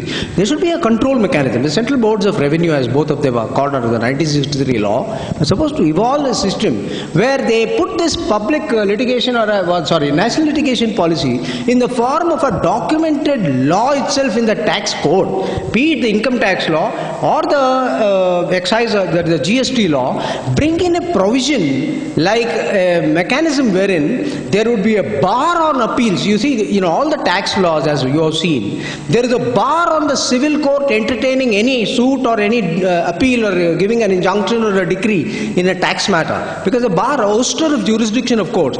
Similar manner, there should be an ouster of jurisdiction of the government to appeal against a particular order where the matter has repeatedly attained finality in several cases that have been disputed at the highest level. For example, the Supreme Court has repeatedly said, for example, in income tax law and the wealth tax law, Kaumudi Narayan Dalal's case, if you recall, Supreme Court went on and said, when the facts are similar in respect of assessee X and Y, and the matter has attained finality as far as assessee X is concerned, because the government has not chosen to go in appeal before the next forum, it will equally apply to Y, because the law cannot be any different for Y. Government cannot say, I will not file an appeal in case X, whereas in appeal Y, I am going to, in respect to assessee Y, I am going to go to the court. It's an erroneous approach on the part of the government. So therefore, there must be a built-in mechanism in the law itself where you preclude the union or the authority that be to go in appeal against an order where the earlier issue has attained finality in respect to the same assessee,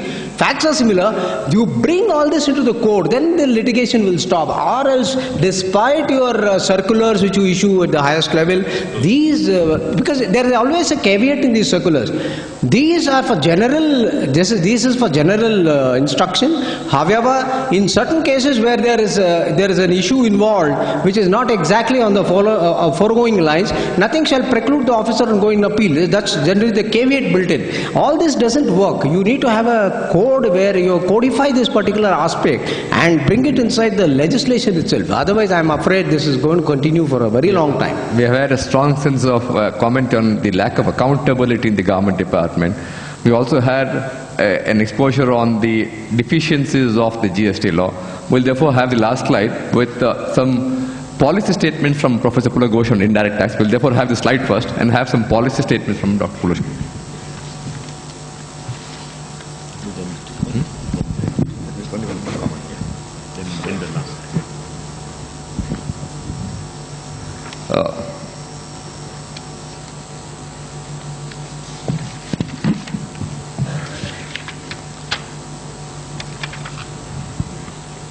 Video for the indirect taxes, just prior to this.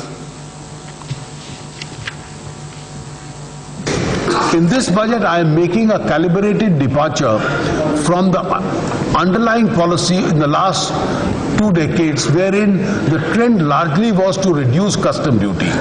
There is a substantial potential for domestic value addition in certain sectors like food processing, electronics, auto components, footwear and furniture. To further incentivize the domestic value addition and make in India in these sectors, I propose to increase the custom duty in certain items. I propose to increase the custom duty on mobile phone from 15% to 20% and on some other parts and accessories to 15% and some parts of television to 15%. These measures will promote creation of more jobs in the country. Detail of changes made in the rates of customs as well as the changes made in the excise duty structure are given in the annexure to my speech. Some tariff barriers are there, having an increased amount of custom duty on certain parts. The FM says that this will encourage local employment because there will be a little more production locally. He therefore says also I'm going to replace the education cess by a common 10% cess. These are certain amendments there. Making some cashew duty, cashew nuts duty is coming down. And we're also having the change in nomenclature of the CBEC to CBIC. Apart from the demerits of this GST law that Ravi Shankar has spoken eloquently and elaborately, the question to Professor Ghosh is that with this GST, the government believes it will have a huge amount of data at its disposal from all angles. Which is the state producing, which is the state consuming, how are the states doing in terms of their exports, which are the people who are employed. We are also going to have, therefore, increased amount of people coming on board, therefore the tax base is going to increase. How are the policy going to be influenced tomorrow because of this amount of data? Do you think there should be a reason for certain expectations of the policy of the government changing with the increased availability of data and data analytics coming to a good play?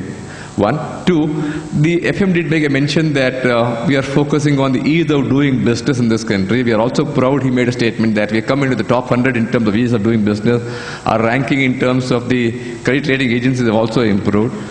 Are these measures going to help the ease of doing business in this country, which the government is brandishing a little more? Yeah, absolutely. Actually, I'm dying to look at the GST data. See, the first thing for GST is that GST data will allow us to probably very correctly estimate the GDP of the country, because the transactions is happening in a huge way, and we can also know money moving from where to where, who is supplying to whom, the entire network we can map, and from that we can unearth a lot of insight which will help us in the policy. There will be a lot of impetus on this, and I think this is going to be a game changer for what I call, data-driven policy making. It's a start of that. And if we know more over time, definitely, this will help in the ease of doing business a lot. GST is a step forward. Definitely, I echo the concern that it has been done in a hurry, but have we waited more than 18 years would have become 20 years, 20 years, 2 years, there is no end. So somewhere we got to start and correct ourselves. That's what we are doing. And hopefully this will be a game changer, the way I see it. Okay, folks, the conclusion, last video. We got to bid goodbye to the Finance Minister. Last video, please.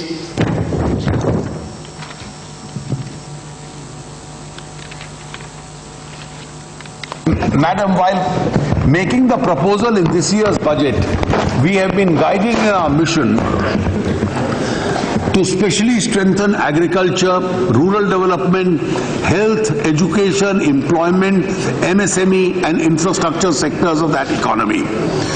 I am sure that the new India which we aspire will now emerge. Swami Vivekananda had envisioned this decades ago in his Memoirs of the European Travel, when he said, and I quote, "You merge yourself in the void and disappear, and let new India arise in your place. Let her arise out of the peasant's cottage, grasping the plough out of the huts of the fishermen. Let her spring from the grocer's shop, from besides the oven of the fritter seller. Let her emanate from the factories, from the marts and from the markets. Let her emerge from the groves and the forests, from the hills and the mountains." Unquote. That's a great quote. So the last question, quick answer, no explanation. Is this a political budget aimed at the next year's election? One. What is your rating on a scale of 0 to 10? I wouldn't say completely it's a political budget, because the fiscal has been taken care of pretty carefully. But obviously, the push for agriculture and, the insurance scheme is a big thing.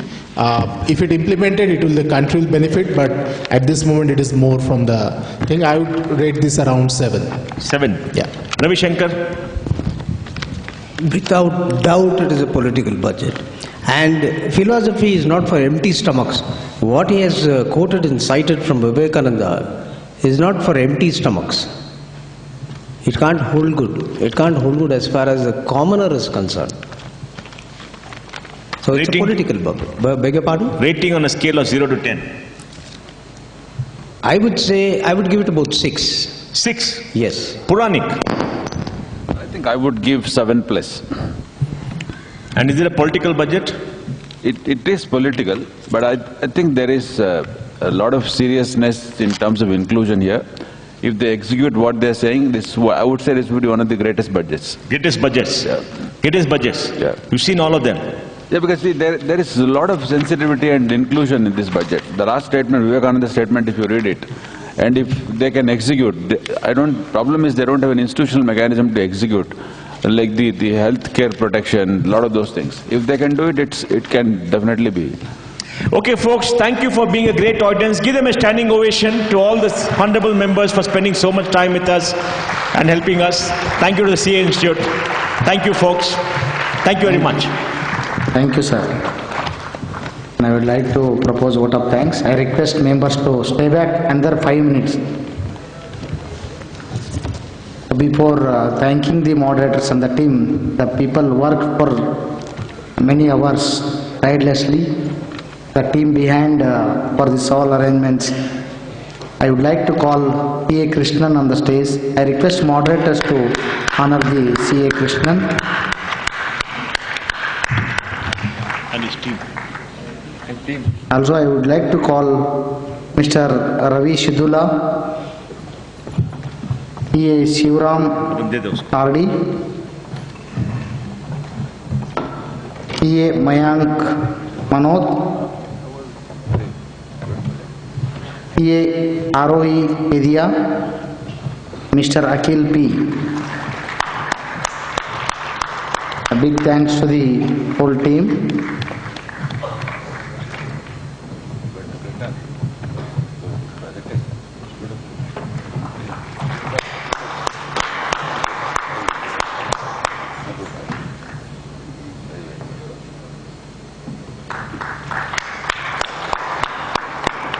Two more.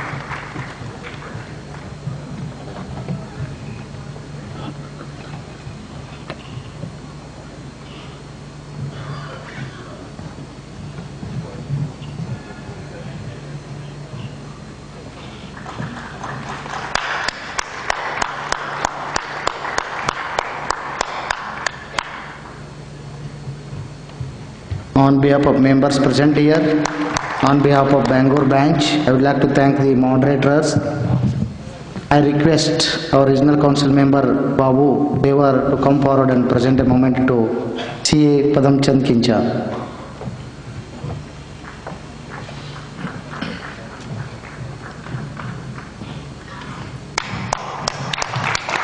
I request Vice Chairman Chavan Guditur to come forward and present a moment to PA Mohandas Bhai. Our panelists,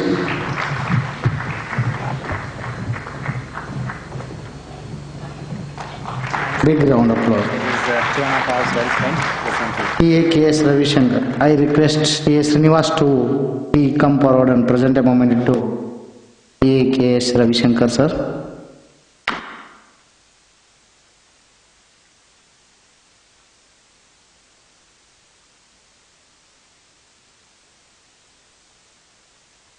I'd like to thank PA NG and Puranic